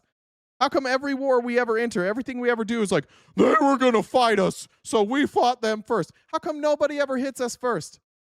Not since like the 40s. Nobody ever hits us first. Or I guess 30s. How many more times are we going to be lied to? They were totally going to get us if we didn't get them first. Okay, we'll just keep believing you. Korean War, Vietnam War, Desert Storm, Iraq, Afghanistan, 40 years of the war on terror, Iran. We'll just keep believing dumb shit. It's fine. Why did you travel there to try and support the regime? I'm a journalist, and the United States is literally... Yeah, I did say China doesn't want to go to war. Give me your evidence that China wants to go to war with us, please. Killing people. No, my argument's not let them hit us before we hit them. My argument is nobody's trying to hit us. The United States is like walking through the grocery store and saying, that guy gave me a weird look. I better punch him in the fucking face. And then you do. Nobody's hitting us. You are just bitches. Why do you allow your government to be like, they were going to get you? And you're like, okay, I'm glad we bombed them. Who the fuck is hitting us? Who?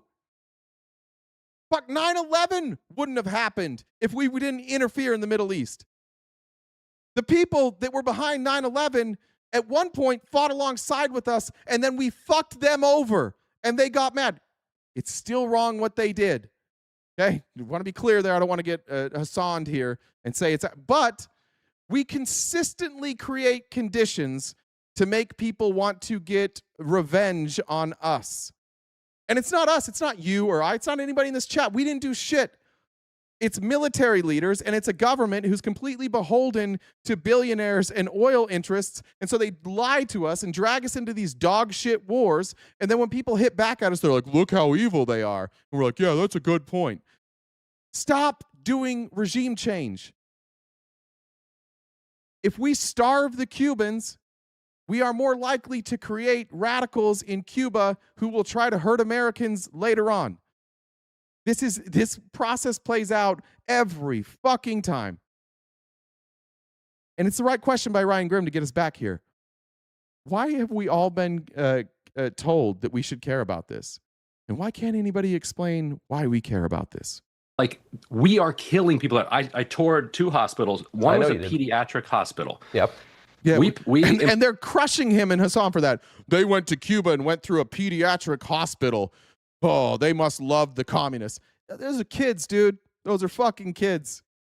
You think those kids know anything? Those kids don't know shit about communism, just like your kids don't know shit about capitalism. They're fucking kids. And the United States government is starving them to death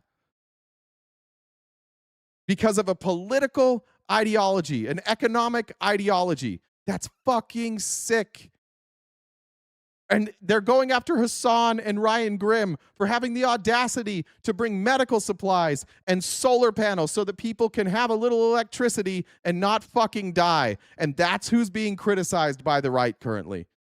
All these evil people who are going and giving aid to starving fucking children, sick fucking children. They're providing aid to them, and the right-wing media in this country is eviscerating them and calling them evil.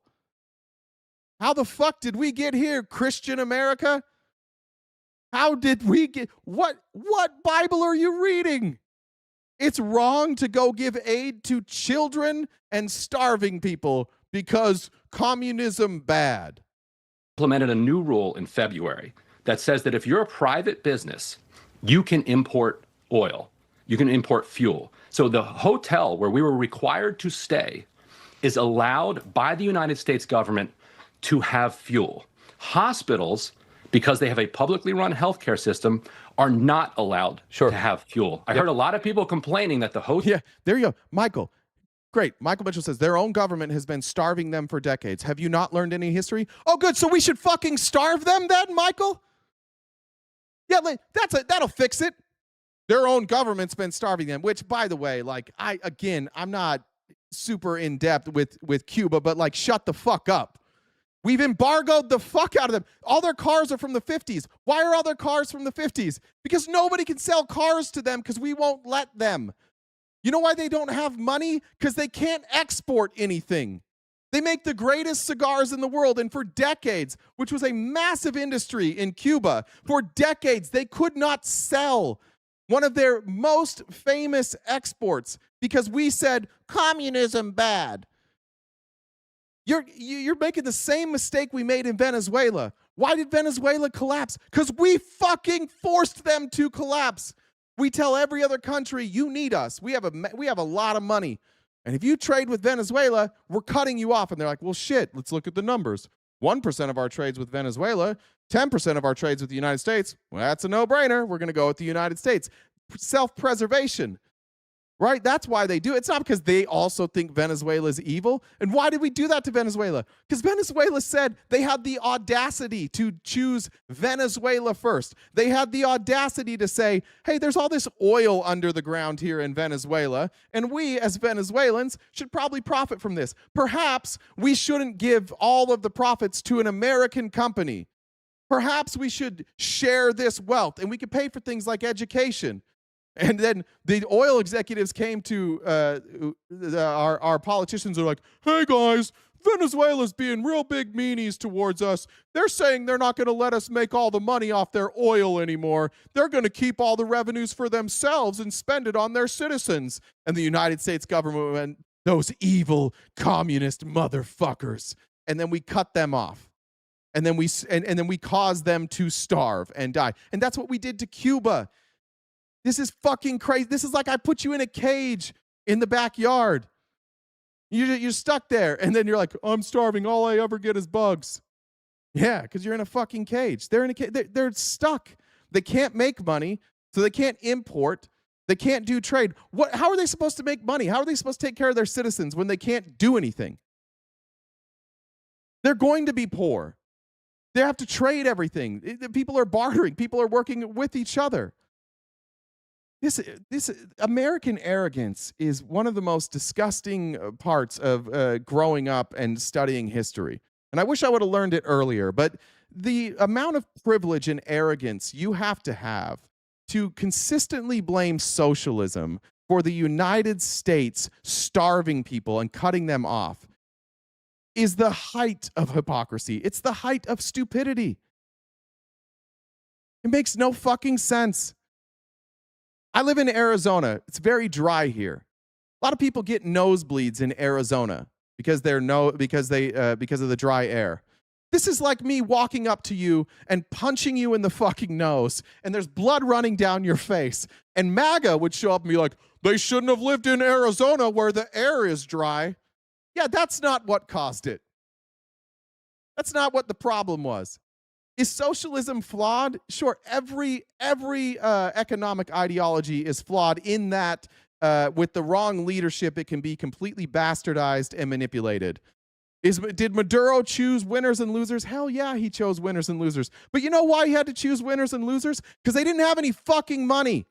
Because oil's 90% of their economy, and we buy like 50 or 60% of that, and we just took it overnight. And why did we take that from them overnight? Because they wouldn't let our oil barons make all of the money off of their oil. They wanted to keep it for themselves. So we took that from them, and then we threatened everybody else in the world that if they bought oil from Venezuela, that we would no longer trade with them. And so suddenly Venezuela went from like unlimited buyers to no buyers, and then you're like, see, socialism, told you.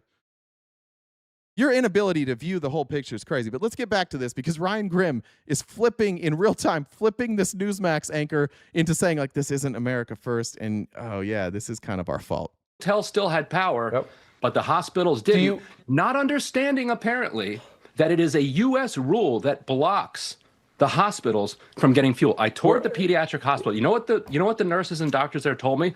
They said when the power goes out, they immediately turn on their phone lights and race to the babies on ventilators. Let me ask you this. Because there's a gap between hold on. I understand. Hold on one we're killing babies with There's a gap between when the power goes out and when the generator kicks in that can be up to like 5 or 6, 7 minutes. A baby can die in that time on a ventilator. So they have to take... He's desperate to not talk about this part. Desperate not to talk about this. How do you shut this down? Well, you're a Newsmax anchor, and you know you're pissing off Donald Trump right now, so you can't talk about this. Thank you. Hey, howdy. Their phone, turn the light on, race, and hand pump the ventilator. Because the United States has decided that Mexico can't sell oil and fuel to Cuba. Now that's what fine. does that have to do with the United States? That's fine. If you want to say it's not America first, that's fine. But let me ask you this. But you said that, actually. You were the one that... He didn't. Ryan Grimm didn't say that. You actually said that. How many tens of thousands of people have died over the last 30, 40 years as this country has lived in extreme poverty? 88% of the people live in extreme poverty. Why? Why do they live in extreme poverty? Because the government keeps all the money. Maybe, but why doesn't the government have enough money? Oh, because they can't do any trade. How would the United States do without trade? Bad. How would any country do without trade? Fucking bad. Government will not allow any kind of capitalism in to bring these people up, to bring the quality of life up. How many... What would you do with capitalism if there's embargoes? Who's going to start a business? It's not that they're not letting capitalism in. They invest. The United States has invested. There is capitalism in Cuba right now. He just got done explaining to the Newsmax host, I'm sorry, I don't know his name. Ryan Grimm just got done explaining to him that if you go to Cuba as an American, you are required to stay at certain hotels that have been paid for by what? American capital. You know, the whole fucking root word of capitalism? Capitalism is in there. They haven't stopped capitalism from coming in, but capitalism doesn't fix it if you don't have trade. If you can't sell your products outside of Cuba, then you're going to be a little bit fucked. He just got done explaining. I swear to God, nobody knows what capitalism is on the right or socialism. They have no idea. They just think that it's a bizarre thing to think that everybody who is a socialist just thinks that capitalism itself is evil. But what it actually is the only thing that works. And nobody understands that went to college. How is it that the most educated people who actually study capitalism, like economists, not a single economist in the world would ever say that the problem with Cuba is not enough capitalism? They would look at their balance sheets, they would look at their trade imbalances, and they would go, oh, yeah, clearly the problem with Cuba is that they can't trade with anybody. They can't sell their product. They can't export or import things, and they're a tiny fucking island, so their resources are limited. And in order to get resources, they need to be able to do trade, and they can't do that. It is incredibly simple, but that's how bad indoctrination has got in this country, that like we can't have this conversation because it's capitalism versus socialism when it's really like strangulation versus let them breathe. Thousands and thousands of their own people has that government killed. We're trying to strangle out a government here. And yes, there's going to be there's going to be some negative impacts of that, like you just described. That's fair. But how many people have died because of the government in power? I interviewed the number 3 guy in Cuba. Cuba. I will let you have the interview. You can air the entire thing. He said Cuban nationals, Americans, are welcome to invest in Cuba. He said they're open to. Somebody asked that. Why did we first put sanctions on Cuba? Same reason we did Venezuela. There were American-owned businesses in Cuba. And Fidel Castro said, we don't want that. We don't want other countries to own businesses here. It's the same view that all of you Republicans have about China. It's the same view that you guys have on nationalism. Ironically, Fidel Castro's nationalist views align with you, not me. I'm not a nationalist in that way, but both Castro and Maduro were nationalists, just like you. They thought it was Cuba first, Venezuela first. They thought that money should stay in Cuba before it flowed out. You guys are talking consistently about Somalis and them sending money back to Somalia. That shouldn't be allowed. It should stay here. Yeah, so that's what Fidel Castro decided to do. No longer are we going to allow foreign countries and foreign investors to own companies here. We're going to nationalize those companies. So when he did that, the rich people who owned the companies, who were benefiting off of probably cheap labor, well, certainly cheap labor in most of their cases, went to the government, our government, and cried and said, we're rich, and they're not letting us be as rich anymore. And our government's like, motherfuckers. And so we sanctioned them. It's what we always do. We demand that other countries allow us to steal all their resources. And when they say no, the United States government says, we'll see about that. We're not the good guys.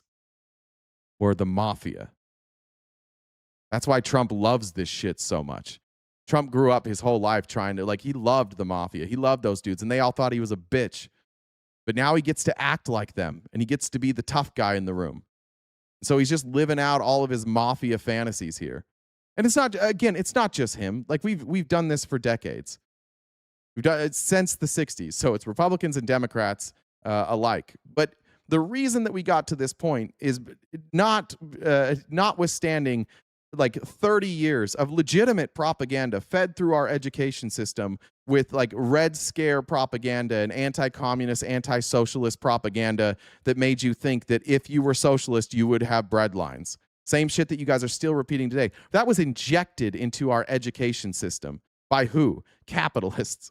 Legitimately, the same people that were benefiting the most, the same people that wanted our tax rates to be lower, everybody that you guys worship that thinks is great, they have indoctrinated you to think that trickle-down economics is great, that somehow that's capitalism, which it's not, and that socialism is bad. Yeah, because socialism makes it so that they have to negotiate and they can't keep all the money. And they fed that through our education system for decades, and we're still seeing the results of that now.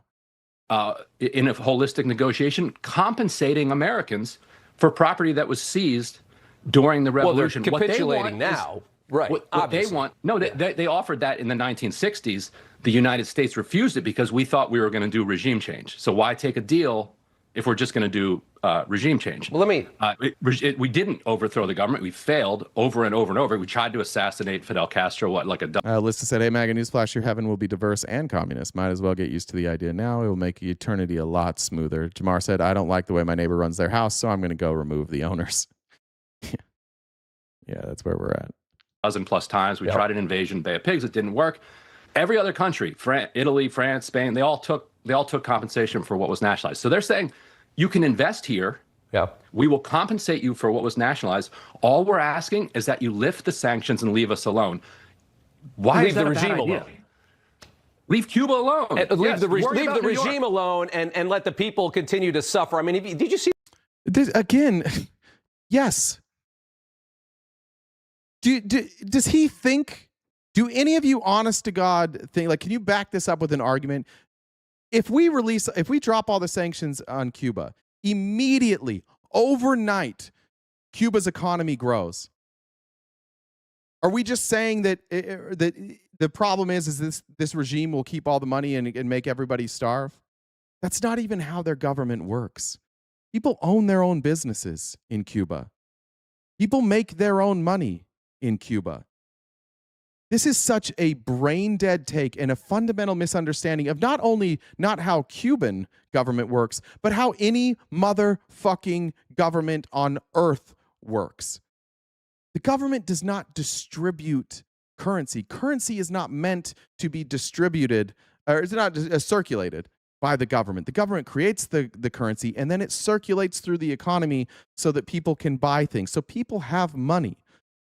And if you have a business and you have money, you keep that money if you have profits.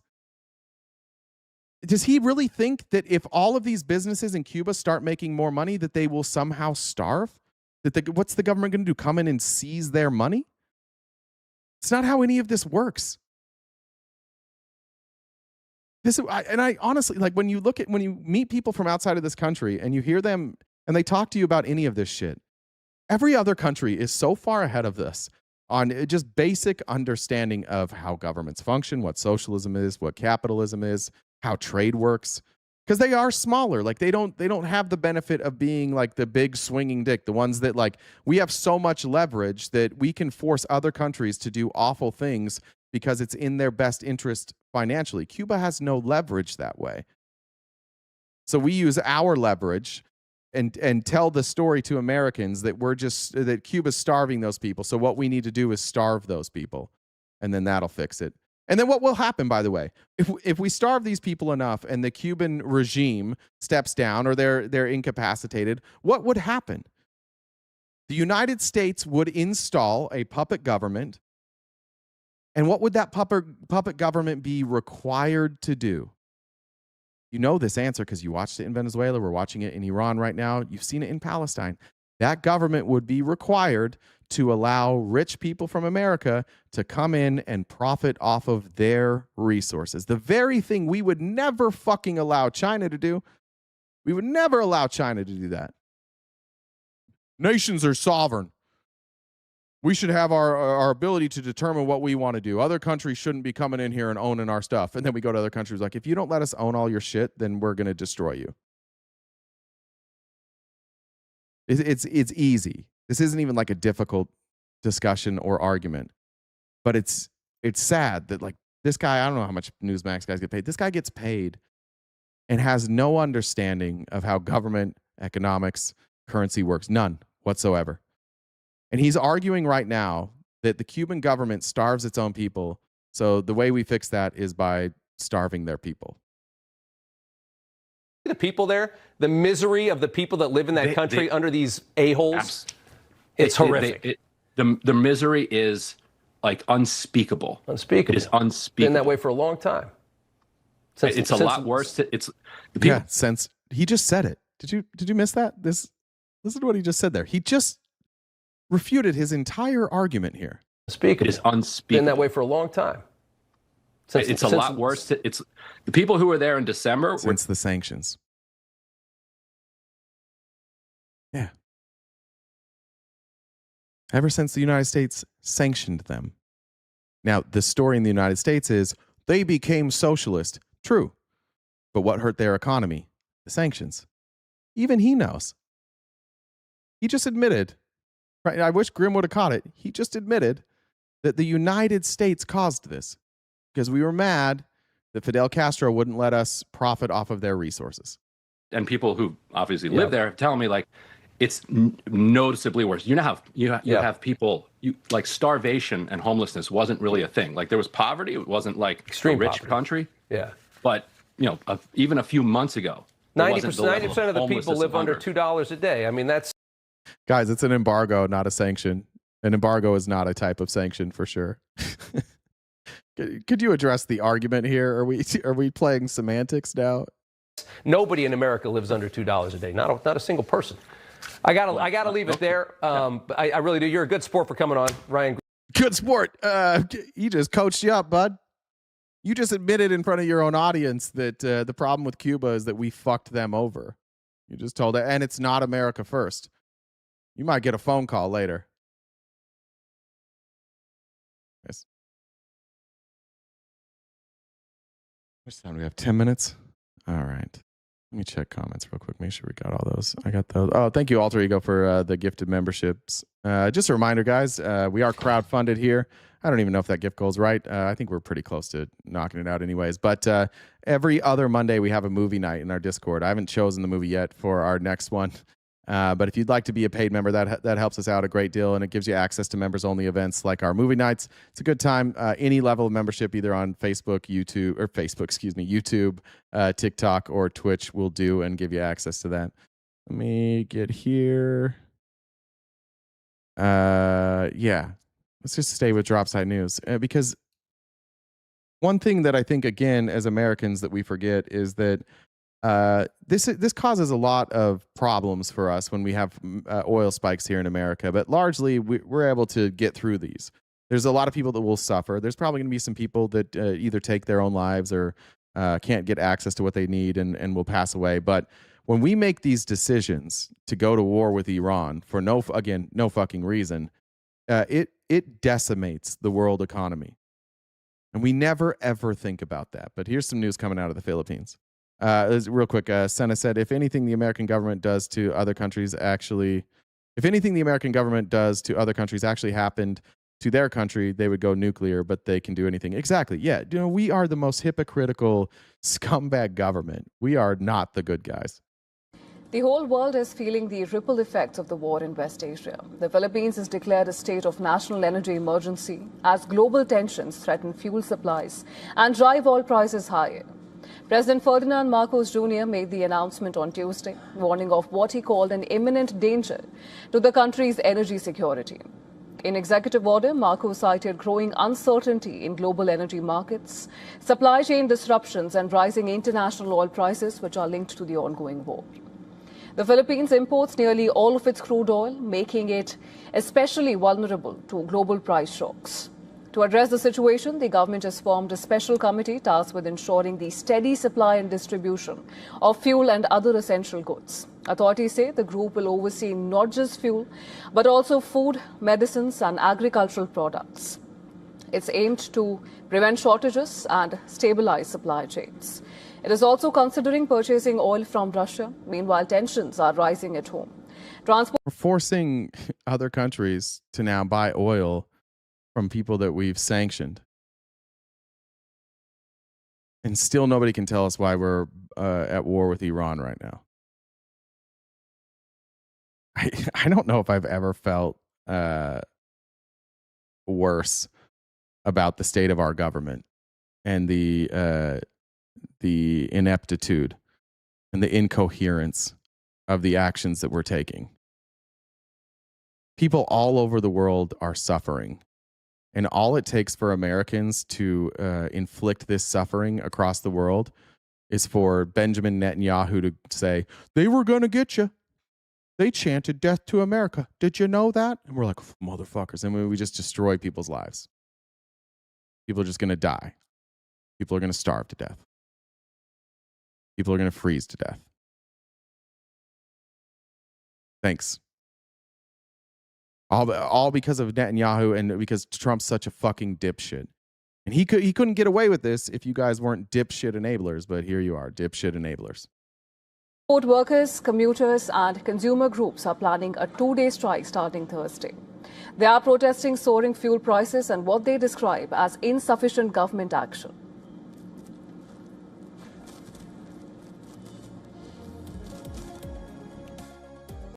That's where we're at. So I know kind of a depressing end to the show today. I apologize for that. It just I don't know why we have such a problem having any sort of compassion and empathy or sympathy for people in other countries. I don't know why we just pretend that they don't exist.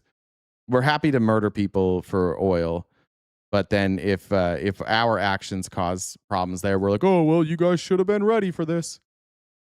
Incredibly depressing to be part of this country right now, just inflicting pain and suffering on the entire world, directly and indirectly, and showing up every day and just having like people with Bible quotes in their profile, just celebrating this.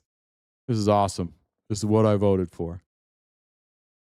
Dog shit. Donald Trump is dog shit. MAGA is dog shit. And fuck, if we don't get some real progressives in office, if we wind up with Gavin Newsom, like it's just a cycle that doesn't end. I would just love in my lifetime to see some sort of change. I would love to see the United States population realize that we are not the good guys, and we've been lied to our entire lives, and we've been sold a bucket of fear that was empty the whole time. And I would love if we just stopped fucking over these countries time and time again, every day. This administration is so goddamn depressing. But we'll be back to cover them again tomorrow. Will said, Antifa dudes, thank you. And current Cuba situation is Rubio's fault. True, Rubio is trying to exact revenge on the Cubans because, again, he has a difference in policy when it comes to capitalism versus socialism. There's plenty of places in this world where socialism works really well and people are very happy and they have plenty of money. Just dumb. All right. Jen can't speak. I don't know why. We can't figure out why Jen can't speak, but she can. Oh, you can speak. I'm here. It popped back. Welcome back. I don't know if you saw some from Larry. I didn't really understand it. What was it? So Larry so how YouTube is they don't actually ban people. Like people are still here. Just no one can see them. Oh. So he's not happy that no one can see him. Sorry, Larry. I think people got really annoyed with you. Why did Larry get banned? I don't remember. I don't remember exactly why Larry got banned. I think he said something. I don't remember exactly what he said, but it was something kind of. I think it was some grape apology. I could be wrong on that one, but. Oh, it's Pax that sent me a message. I guess I got this wrong. So. I don't know if it's in the Florida election. Republicans did vote more than Democrats, which means that a lot of Republicans voted Democrat. Okay. I think I corrected somebody earlier that they said that Republicans outvoted Democrats. And I was like, well, then why did Democrats win? But I didn't even think about that. So I'm guessing he's talking about in Florida that there were more Republican voters than Democrats and then the Democrat won. That's not good for you guys. That's not ideal. Thanks, Cookie, for the 50. Oh, yeah. Thank you very much. Illusion said you addressed Doomsday. Here's your reward. Thank you. Appreciate that. You love that every time. I think I got everything else. Jen, anything you want to add before we get out of here? Let me just double check. Nothing else came through on demo. Twitch told me this. Yeah, I didn't understand what you were saying. I didn't get that. Sorry. Amber said, have you ever looked where Netanyahu grew up and was educated? He grew up and was educated in the U.S. Well, I thought he was in Europe somewhere. I don't know. Let me look that up. Is that true? I don't know. I've never looked it up myself. I thought I had heard he was raised in West Jerusalem and the United States. Okay. So, where was his early life? Born in 1949 in Tel Aviv. Family moved to Minneapolis. Her family hid. Let's see. Okay. When did he move?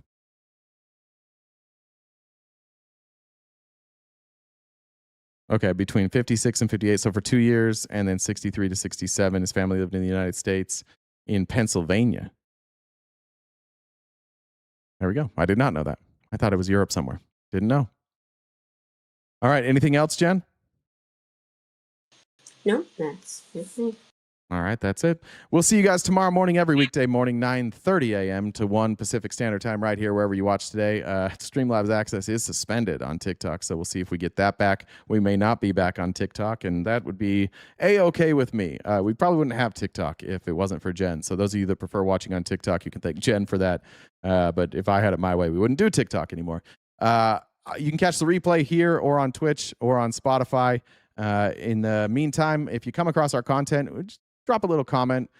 Hit the like button. That helps a lot with making sure that we continue to grow. And for those that have been with us for a long time, thank you so much. To mods, great job. And to our current paid subscribers, thank you for allowing us to do this each and every single day. We'll see you tomorrow morning. I'm going to shorten it a little bit, and I'm just going to say stay cute and cool, and have a great summer.